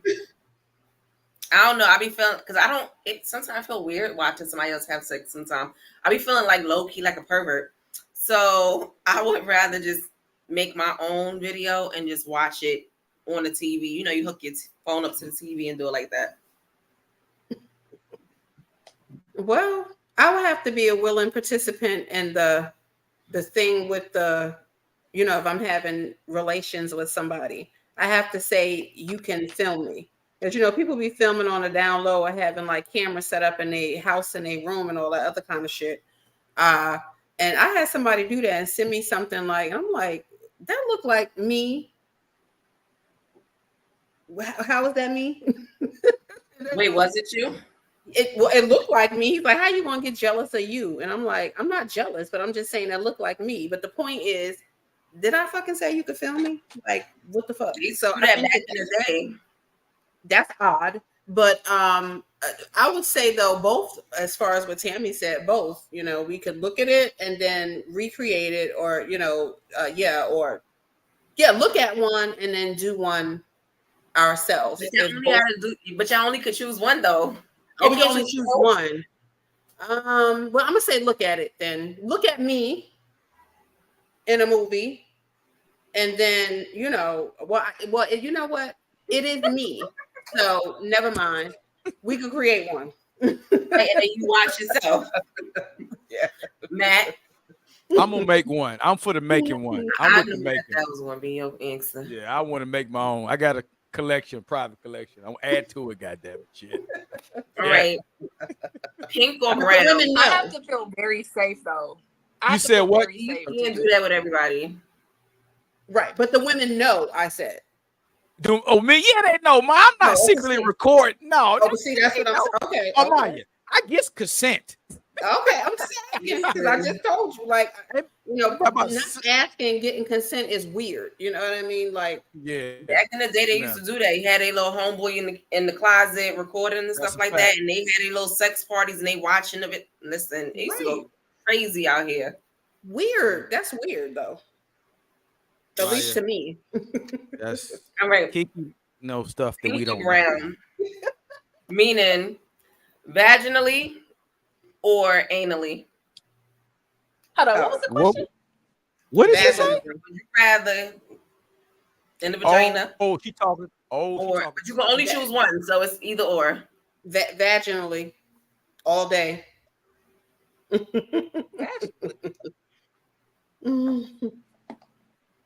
If I had to, it probably would be anally. Okay. She didn't want to be different. Stop trying to be different, KiKI. No, I like it, but if I had to choose one or two, I would definitely choose it just feels a little better. Okay. Well, you still use your toy in the front and then let her hit it for the. She do keep talking about butt plugs, so that comes in handy. She constantly talking about her goddamn ass being plugged up or something. So you know what? Hey, she's been telling us for a while, for a reason. You're right. Listen to the woman. Mm-hmm. All right. What about you? Well, I already know which one you gonna choose. Hey, you know what? You gonna get your ass. Hey, me and you gonna get into it. No, but I don't do anal sex. Bullheaded earlier, y'all. Y'all wasn't here. He said we had the same type of haircut. No, he didn't. Hey, Mario, we twins now. We 20. Hey, Mario, we 20. I'm about to look. No, y'all not. You said what again? You about to do what, Tam? I'm about to look like both of y'all. I'm take these braids out. I'm cutting this hair off. So we're gonna be triplets up here. Okay, Maya, you might as well join the party, baby. No, thank you. All right. All right, what you got, KiKI? Good stuff. So this is the last one. I seen it on, Candy from the Real Housewives, Escape Tami. Yeah. Tami, Candy. Mm. She has her own show, and she asked this question. I wanted to know it. If you can give yourself head, would you do it? If I could give myself head, would I do it? Yeah, why not? Yeah, I mean, why not? Yes, I know what I like. Right. If you put your head down there, would you do it? Why not? Yeah. Even if it's for one time, would you? Right. Maybe. I'm with you, Maya. Yeah, I'm like, why not? Maybe. Look at Matt. So Mac, I'm not a carpet person, though. No, I'm not about to get myself no blowjob. No, oh, no. Hey, I'll be back. Let me go ahead and blow one off on me. No, I know. It's Hey. dudes that try it for real. Hey, that stripper. That's where I get it from. The infamous, ridiculous, or for love. I mean, the Housewives of Atlanta. The guy, he was a stripper and he sucked his own. no. Okay. See, Well, every guy. I think it's a mental thing for guys. That's why y'all would say no. He said that would be like tickling myself. Yeah, that's a mental. Yeah, I I'm tickling myself. Like, what the fuck am I doing? Excuse me, what am I doing? I'll be down there. You know, it's I'm like, first you and getting that shit, Key. Mm-hmm. oh my God. So you hyping yourself up. Get it, Key. Get it, Key. Okay. I wish I could. Okay. And you know what? You know what, KiKI? Let me This say, is I'm gonna try that tonight, and I'm gonna let y'all know what happens next week. Everything ain't for everybody to know, KiKI. You keep that to yourself. I have to. Yeah. I don't need. If I'm in high school, y'all know why. She wouldn't be KiKI without it. You know what, Maya? She is true to. Hey, she's true to herself, and I love her for that. She's gonna be KiKI 1,000%. With a broke neck. Okay, so are you done? Hey, does everybody weighed in to KiKI? Because I don't even know where to go with that one. Damn. Okay. Yeah. I think everybody should just give themselves head one good in life, and we'll all be happy. No. Oh my God. Okay. Brandon said Green Key Chronicles. If you know, you know. Okay. Good idea. KiKI. Okay. What the chat got to say about wild ass this Get Freaky with KiKI segment? Let's see what the chat got to say. Okay. Joanna says, I'm not with that one. Okay. Let's see. I think you done scared Big T. He done damn might have had a wreck. The man Pope Big T was driving, and his ass might have had a wreck. KiKI, you can't listen here now. Now, T, you know you can't drive doing this segment. Oh my God. Okay. No. Tone G said, I love women, so I say no to it. So I say no to a lot. Okay. All right. Coco says, I was like, what the heck? And Paul Maria says, oh goodness. Cause you know, listen, that question came from Candy. Yes, I'm saying, like, you do it yourself, so why you can't? I mean, if a guy was down there giving you head, right, and then you take them after that, it's like you mine as well. It don't reach. You may take them when he.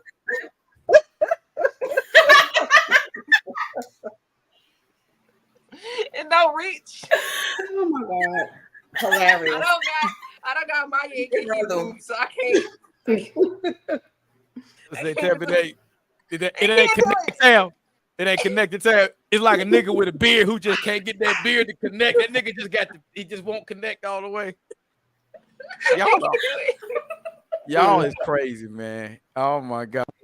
Okay, Jawan said that's as closet as it will get. Okay. All right. Tony G's he blown away. Ladies, let's recover and let's get back on topic because I got another fun segment that's gonna surprise all of y'all today. So after this question, we're gonna get to the fun segment.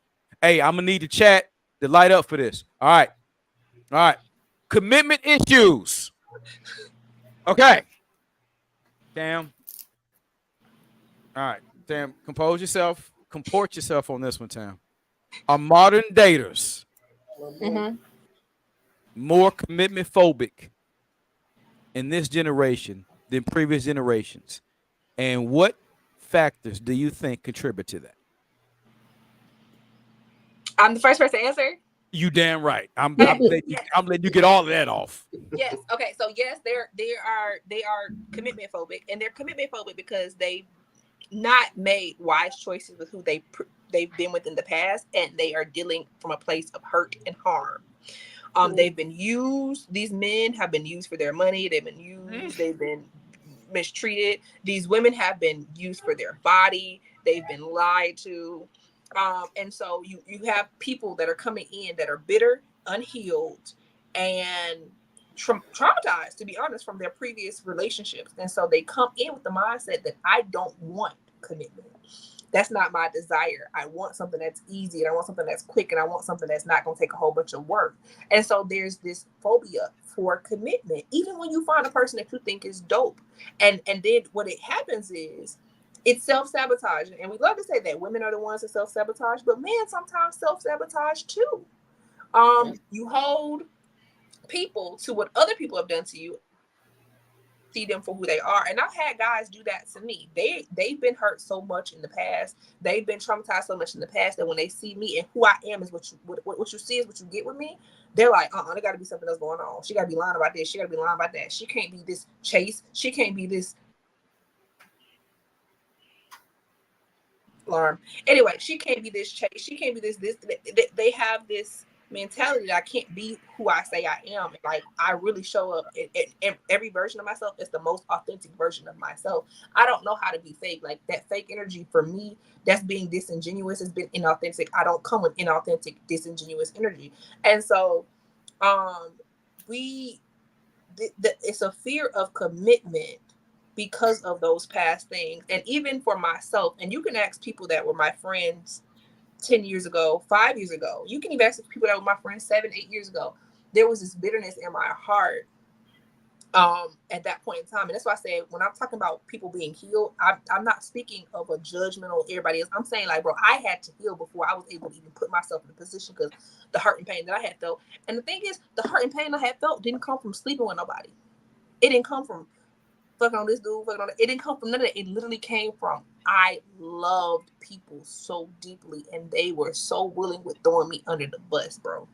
And so I had to heal from that. I can't hold this new person accountable for what this old person did. And I don't want him to hold me accountable for what this old person did. Right. But we do that. And so then we come into this situation, and it could be the perfect situation. It could be so beautiful, but we're not allowing it to fully matriculate and mature, because we're dealing from that hurt, that pain, that trauma that is unhealed in us. And we're scared that if we give ourselves over fully to this new thing, it's going to hurt us the way it did. And I know for a long time, when I tell y'all I was single from the time I was 18 years old until the time I was 29 years old, that was a part of a mechanism to cover myself.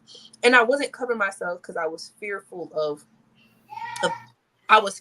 love. That wasn't the case. I was covering myself because I knew, even at 18 years old, y'all, I knew how intentionally I love people. I knew how deeply I felt about people that I cared about. I knew how I felt about it. I was like, bro, people don't deserve this energy from me. I can't give it to it. And I knew at 18, I was like, if my heart gets broken one more time, I'm not going to be good for nobody else ever. I knew that.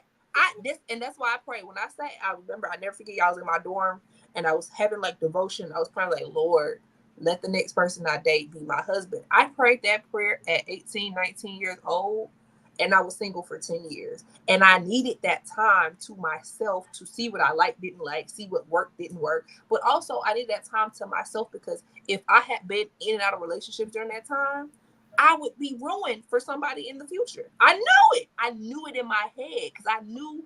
And then when I got to 26 and 29, and this is what I'm saying, this is where that bitterness built up, because the bitterness built up, and it wasn't even built up. It wasn't even around sex, y'all. It was bitterness around how people treated me as a person.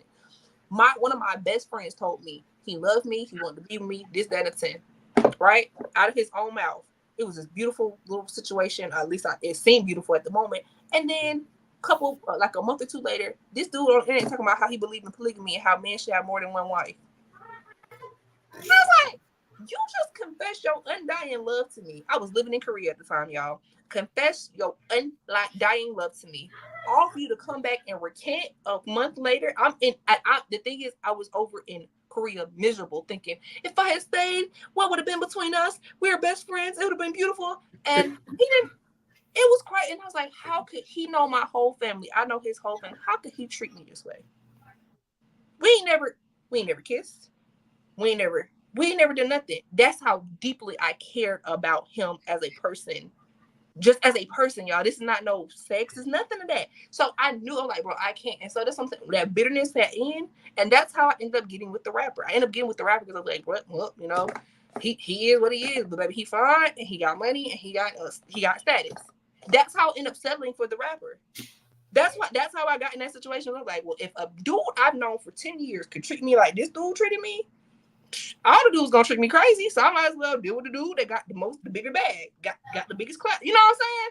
So it's a problem. And so that's why I said we have to do that work to heal ourselves, guys, because if we don't, you be fearful in these. And that's why when I tell y'all about consistency, it's about feeling safe with that person so that you can go into that energy confident that you're not going to waste your time.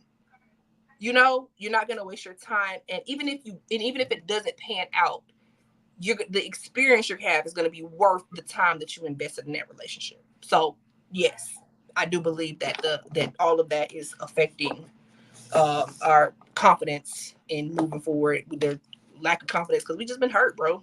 That's it. We've been hurt.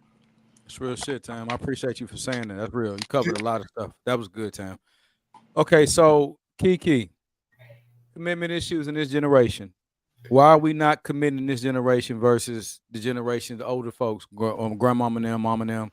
Why you think people? And you've been married, KiKI, so you're not afraid, you're not opposed to commitment. That's obviously, and I know mine's been a long-term relationship.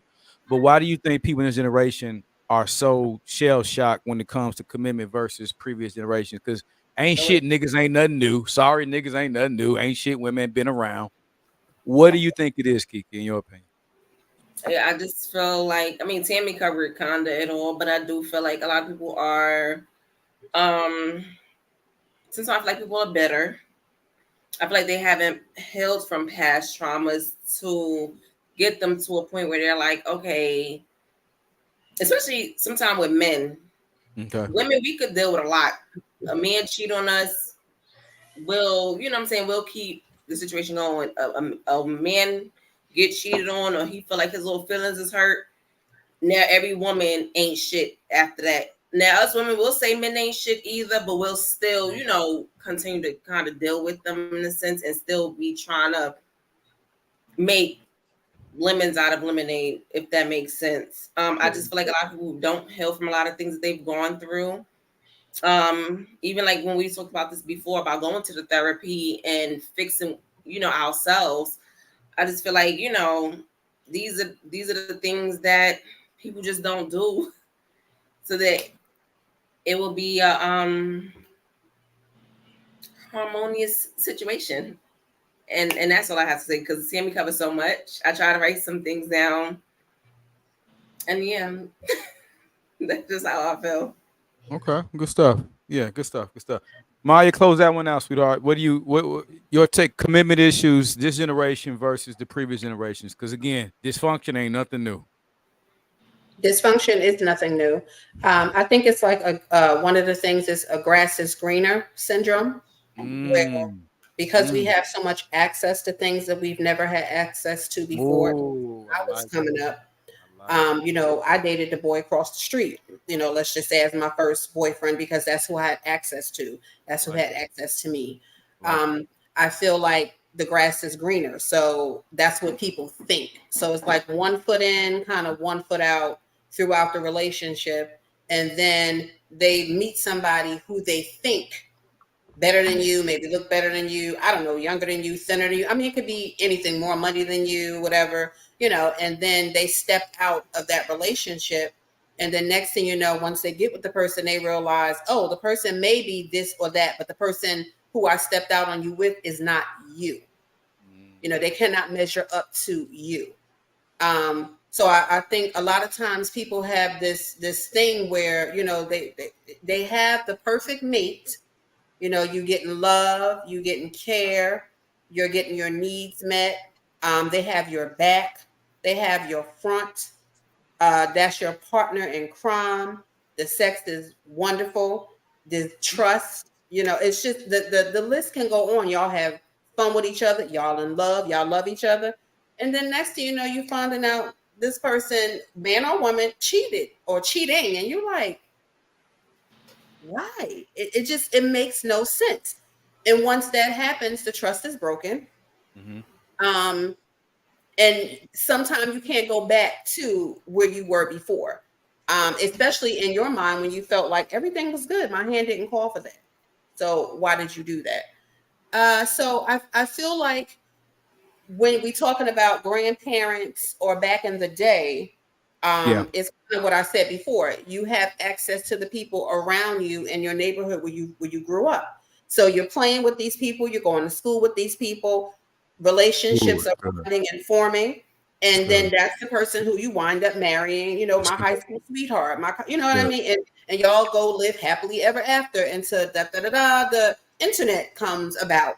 And, and the next thing you know, he's on there or she's on there, DMing or Instagramming or video chatting and doing all of this and doing all of that. And you're like, what the fuck? So I feel like people are never satisfied. Some people, not all, some people are never satisfied. And they always looking for that next best thing until they get about 55, sometimes 60. Then all of a sudden it's like, oh, now I know what I had. Now I realize, and now you want to come back. Now you want to be calling my line. Now you want to be talking about marriage. You follow what I'm saying? Actually following through with the conversations that we had. But then, once you get to that point, it's like, now that Beyonce, sorry, I ain't sorry. I ain't sorry. Yeah, like, F up out of here. So I feel like it's that. I feel like people are just never satisfied and always want something more than what they have. And just not realizing that what you have is the shit. And you need to go sit your ass down somewhere. So I'm saying, have a Hennessy and chill out. Okay. Wow.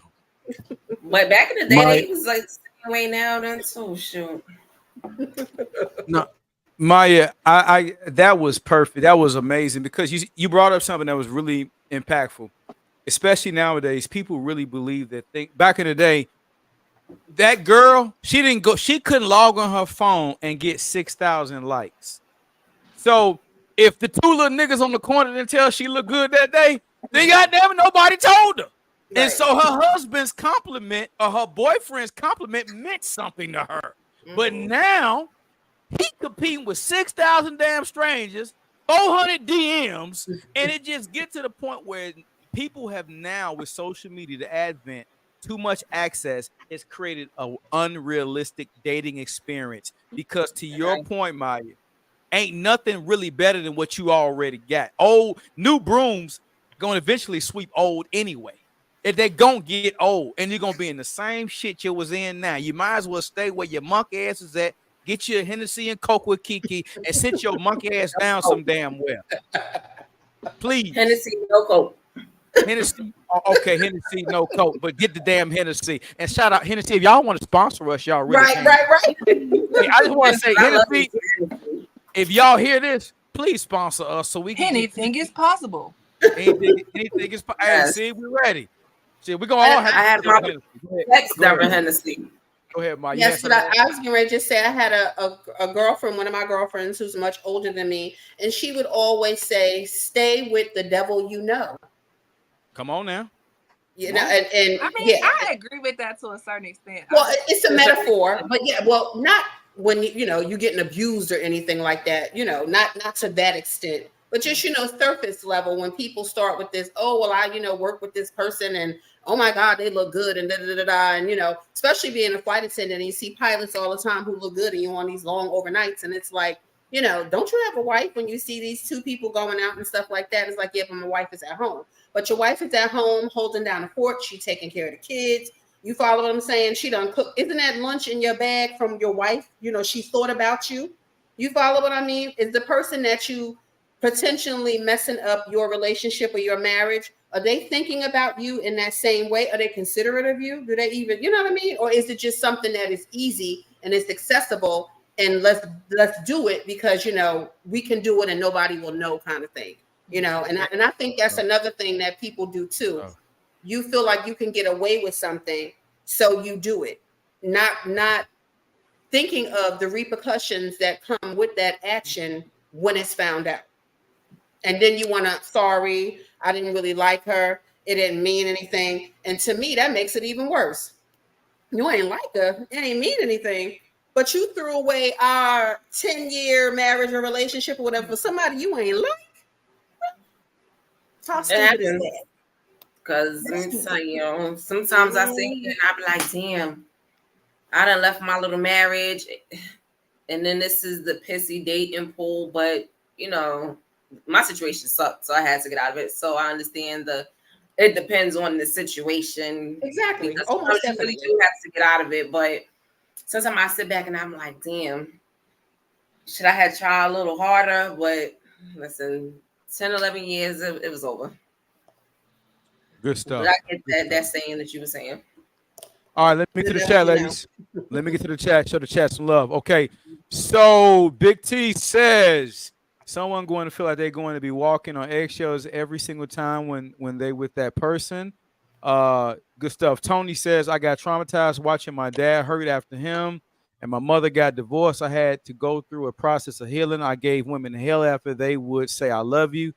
So took time. So he took some time out to develop his self-worth. Good for you, Tone, for doing that and not going around having this perpetual cycle of hurting people. Right. Big T says Tony G exactly, and that's why people are afraid to commit now because of previous and past relationships.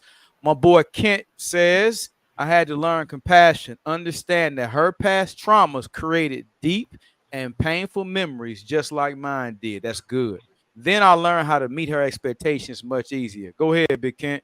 Kent, you sound like a very mature man now. I like that, Kent. All right, Tony G to Coco says I never felt the love. Big TCS, I had to stop.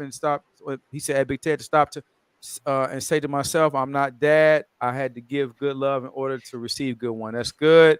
And yes, you are right. We do want Hennessy. Make sure all y'all goddamn tag Hennessy. Let them know we want them over here. My co-host and my other panel, we will sip us some Hennessy. I promise you, I'll be putting some in this damn cup too.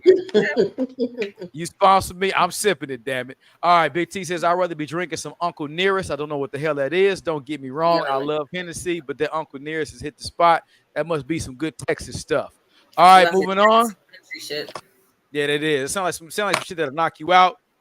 Big Kent says, it's been real, y'all. Tapping out. Have a great weekend, chat. Man, love you, Kent. Appreciate you, brother. Thank you so much for coming in. You about to miss the best part, though, Kent. You about to miss this new segment, though, but you can catch the replay for this last part. See you later. Have a great night, Kent. All right. All right, ladies. New segment alert. New thing. Here's the rules. All right. It's called Respect It or Reject It. Now, KiKi, there is no, it's either a respect or reject. Ain't no, well, can I, well, would I? Ain't no remixing. Tam, you can't edit. Tam, you can't add. Tam, you respect it or you reject it. Meaning you respect it, I can deal with it. Reject it, oh, hell no.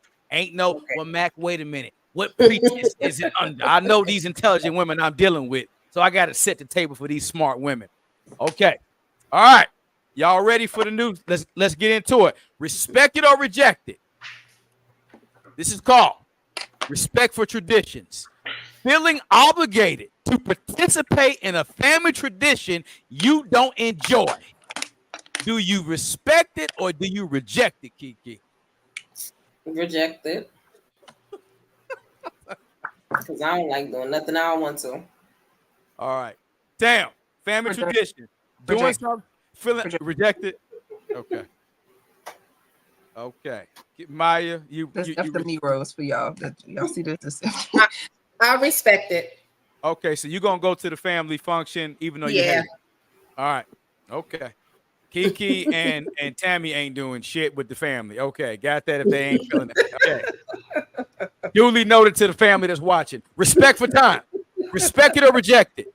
Regularly showing up late for social gatherings. Do you respect it or do you reject it, Maya?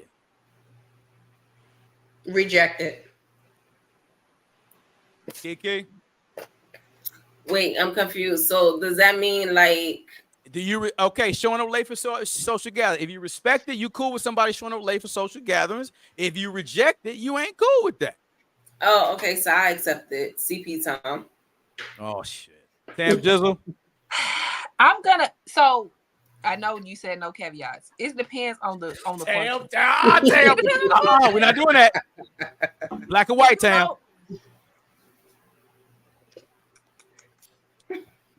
I show up late to stuff all the time if I don't want to be there. So I'm gonna say respect it. Not told you. Thank you. So okay, thank you. Because Tam about to we know Tam coloring the lines today, ma'am, on this one. All right. This is called respecting opinions. Interrupting someone while they're talking to share your own opinion. KiKI, do you respect it or do you reject it?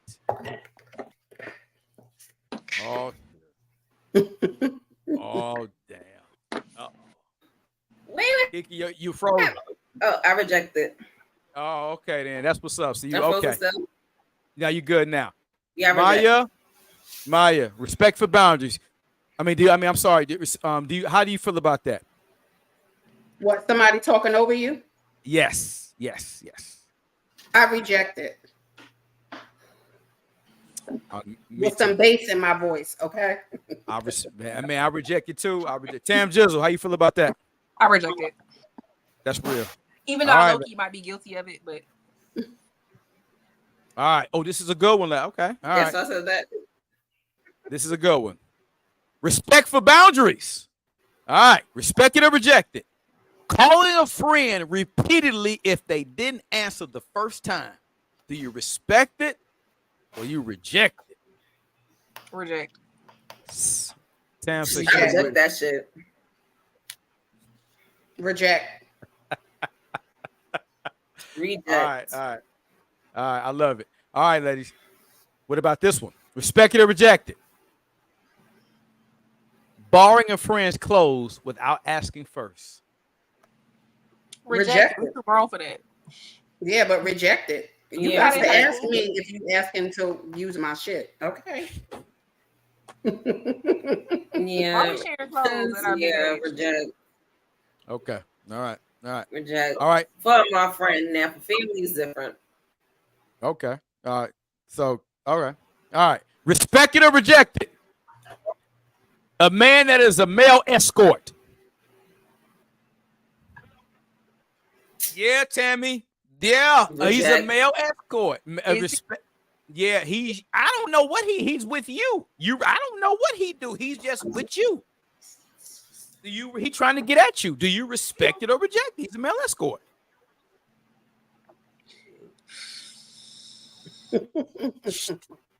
Tam? If he fucking on old ladies, no. Tam, respect it or I don't know who he's smashing. Tam, do you respect it or reject it? He's a male escort. I don't need nobody that's fucking LMA. Like I'm gonna say reject. Okay, so Tam rejects the male escort. I'm gonna ask KiKI last because it's gonna be funny. Maya, do you respect or reject the male escort? I'm gonna respect it. Okay. Maya, I dig it. Everybody, let's get this money. Get this money. KiKI, you gonna be his simp? KiKI, so you respect the male escort or you reject it? See, reject them. No, I'm rejecting it. Would a man respect the prostitute? He should. Okay. But they don't. Okay. All right. Okay. All right. Respect it or reject it? A man that is 5'7". Respect it. I dig it.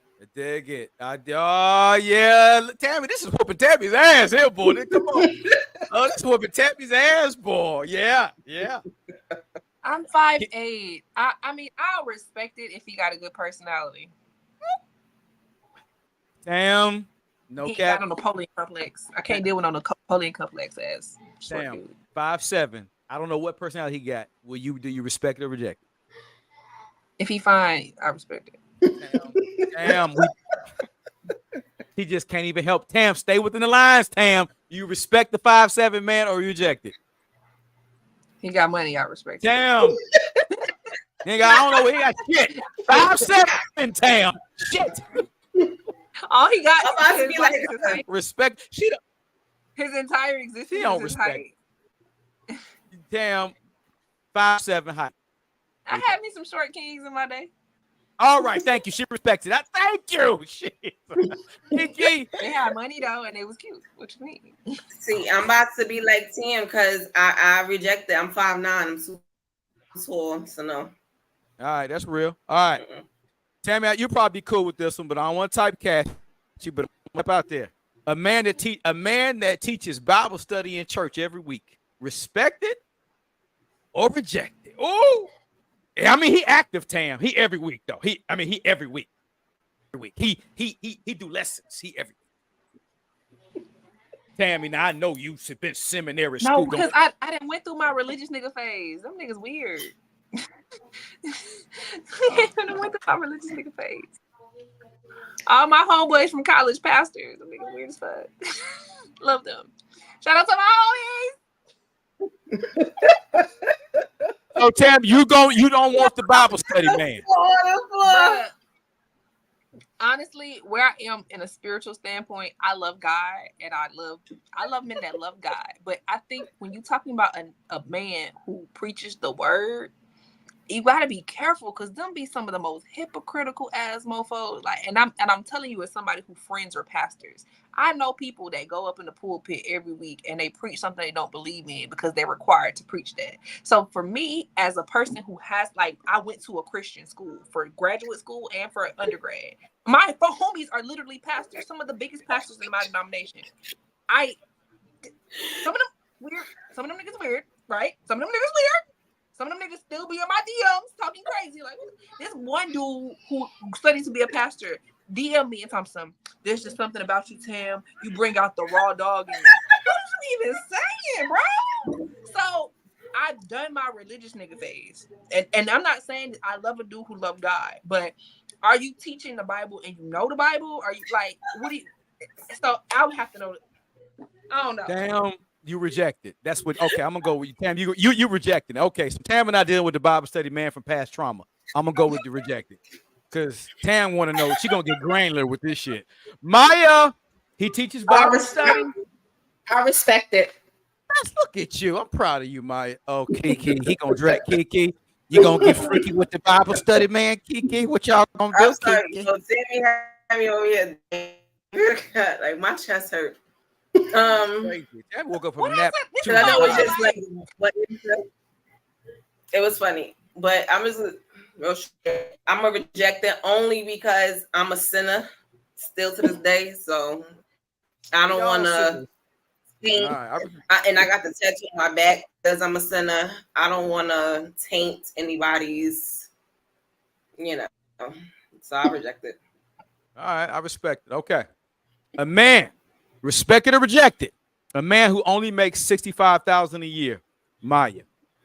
I accept it. Oh, nice. Okay, so Maya respect it. Okay. I respect it.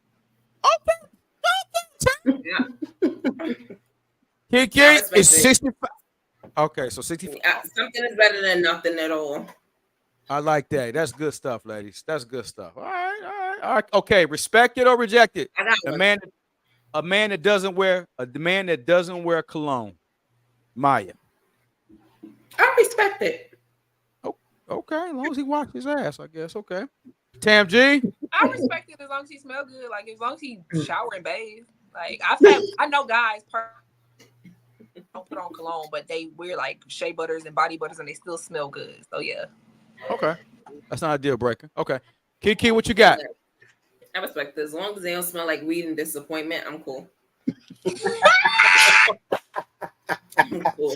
Oh my God. Weed and disappointment. I said, damn. Not a good combo. Can you imagine smelling that?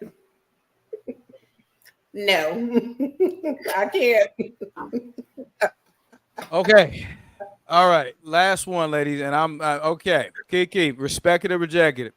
A man who constantly loves to read all the time. I'm respected. I like to read too. I dig it. Maya? I respect it. Dig it. Jizzle? Respect it. I like reading too. Let's switch books, babe. Let's go to Barnes and Noble for a date, babe. Okay. All right. I got one. A man who is like floral shirt and balls, or a man who I feel targeted. I know. Floral shirt, ball. Well, goddamn, I'm just saying Mac or another nigga. I don't know, Kiki. Where you taking this? I don't know where we you respecting this. it or y'all better respect the hell out of this tonight, goddamn. Kiki, I advise you to respect it. I'm messing with you. I love it. All right, ladies. Good stuff. I think I got one more, and I think we're done. This is fun, though. Respect it. This is called Respect for Privacy. This is the last one for the night. We're about to wrap up, ladies. Good show. Amazing. Happy to have my full team back. Sharing a friend's secret with someone else. Respect it or reject it? Maya. I'm going to respect the person's privacy. I reject telling people's business, because why is you telling people's business? You busybody. What are you doing? Now, sometimes it's important to tell people's business. Now, like, so for example, I'm gonna give you an example. You can't help it. Go ahead, Tay. No, real talk. If you know your friend got a uncurable STD, right? Real talk. And then your friend starts talking to one of your other friends, and your other friend don't know that this person has an incurable STD. Bro, I think you need to tell your other home first, because that's not fair. You know what I'm saying? Real talk. If they don't know, I think it's some stuff that you do need to be like, I need to tell somebody this, but you know. If their secret is endangering other people, I think you need to tell people. But if it's not endangering other people, you just gossiping about them, then yeah. Good stuff. Well, ladies, that concludes. Go ahead. Kiki. You said what, Kiki? Wait, you ain't even let me say Mr. Flower Shirt. No, you're banned from talking. I'm about to mute your damn mic as well. And Flower, man. So wait a minute. You heard me. But yeah, I would definitely reject it. Unless you tell me it's a secret, then I ain't gonna say nothing. But if you tell me it's a secret, I keep it on lockdown. But what was the question? When you say respect it, you mean respect the person's privacy? Respect sharing the friend's secret. So if you don't tell me it's private, then I don't know unless you tell me. So Maya, just to make sure you got the right context of it, sharing a friend's secret with someone else. You respect means yes, you cool with doing it, or reject it means like nah, you ain't cool with doing it. Oh yeah, see, I thought when you said respect, you mean the person's privacy. I meant yes, I respect their privacy, but no, I reject it. You understand what I misunderstood the question? It's all good. So no, yeah, it's all good. Good stuff. Great segment, ladies. And we're gonna be doing this every week. So the respect and rejected. Who would have never thought Tam ain't messing with the church niggas? Learn something new today. Because you're not giving me no caveat. If it's a dude, I can't because you really love God, I'm okay with that. But like them dudes be some of the most judgmental dudes. They because I think y'all understand. I really grew up like as an adult in church school for undergrad and for grad school. I've seen these dudes. Some of them are the biggest hypocrites, bro. I knew a person who was studying to be a pastor who raped a girl, almost got her pregnant. She didn't even know it was a date rape drug. Got her pregnant. She was gay, and he was praying with her. He lured her in under the guise of praying with her. She didn't even know she was pregnant with him, and she had been assaulted until she started having stomach pains. Days later, she went to the doctor, and they were like, "Yeah, you're pregnant." I know some stuff that's happened. I know a pastor that I used to follow who freaking divorced his wife, started sleeping with his associate pastor who was a woman, got her pregnant, told her that if she got an abortion, he would marry her. She got the abortion, he didn't marry her, and then they had to go to the church board. Like, if y'all know the stuff I know about these dudes, like, bro, I have issues with people that are leaders in the church that don't move a certain way. So my apprehension has nothing to do with God. It has everything to do with how people use God as a manipulative tool to deal with other people. That's my issue. So I don't have no problem with the dude that love God. If it's just I love God, I'm doing. But if it's the dude who's doing that to manipulate, and that's my issue. So fair enough. There it is. Right. All right, y'all. Well, hey, amazing show, man. Thank y'all to everybody in the chat. The world's greatest chat really showed out. Let me make sure I don't miss nobody. Baby Bro says, coming to a freaking store near you. Weed and disappointment for the man you like. Hey, come get that. We need to get that line. Weed and disappointment. amazing marketing. That'll be people would wear it. Yeah, niggas will wear it. Hey, I got that weed. What you wearing? That weed and disappointment. KiKI be buying that for niggas. It'll be either weed and disappointment or weed and depression. It'll be weed and depression too. That's another one. We like. Oh man, make sure I didn't miss anybody in the chat. I just wanted to before we wrap up, I did want to shout out my homeboy Walt from Black Ink. He said he coming on the show. It's gonna be lit. Yeah. Okay now. Yeah, man. Shout out Walt. Shout out Walt for sharing the podcast, showing love, bringing exposure, and shout out to KiKI, man, for really making that play together and being a team player. So exposure. We appreciate it because we're doing some dope shit over here and people seeing it. You know what I mean? So again, shout out to this amazing, the world's greatest panel. I'm blessed and fortunate to have all my superstars back. We got Maya back. God damn it, it's KiKI. Tam woke up from a nap choosing violence. You said what, KiKI? I told Maya, I said I missed her. Oh, of course, man. Maya's dope. Everybody miss Maya. All right. Who said Tony G said he sells oils? I sell oil so I will never smell bad. Well, you need to go make that with weed and disappointment. Go make that shit and you'll be a millionaire. Go make weed and disappointment. Peace, brothers and sisters. Baby bro says, outstanding job, everyone. All right. Ground table really quick. Anything you want to share with the people coming up until we meet again next Friday? Maya G, what we got, baby? Maya, what we got, baby? Maya said. I started my podcast. I'm doing a series, so it'll be out soon. Okay. All right. Be on the lookout for Maya. Of course, she'll be letting us know. Jizzle, what you got besides school? I got some really exciting news. I'm going to share with you all personally after we get off of here, but I can't. Private news. Okay. Sorry, y'all. This is exclusive. We can't share that, y'all. I mean, I'll share it with the podcast later on. No, I like to feel like I'm special. Yeah. No, keep it exclusive. Shirts are still on sale, guys. So go to my IGs and my IG bio. Yeah, man. We got some 35 feeling real nice. All right, good stuff. All right. KiKI, since you got a problem with bald head men with floral shirts, this might be your last damn time. We see you for a while. What do you have coming up, man? Well, I just want to tell the bald-headed man in the floral shirt and the mic and the beard and stuff that I really do have some stuff coming up. It's another podcast situation. I don't want to say anything until it's actually moving. So that's what I'm working on, and it's gonna be super dope. It's like super, super, super dope, and you're gonna really see like me being me. Okay. So I'm excited about that. I saw your booty pic, KiKI. I was like, oh Lord. Oh, you did? I took it down. I thought I took it down. Put the clappers up there. I thought I took it down. Oh God, because I was following your feed. I was like, oh, it's ass. I saw your booty picture. I was like, let me put mine up. Then I thought about it. I said, I can't do this. I'm a mother. You know, I be lying. I mean, I am a mother, but shit. But I have fun again, guys. Oh, always. Hey, again, we signing off, y'all. Thank you, everybody, again, from the world's greatest panel. The bald head guy with the floor shirt who just be here. Just be here hanging out with these lovely ladies and the world's greatest chat. I love y'all. We'll see y'all next Friday, same time, 7 o'clock, baby. God bless. We out.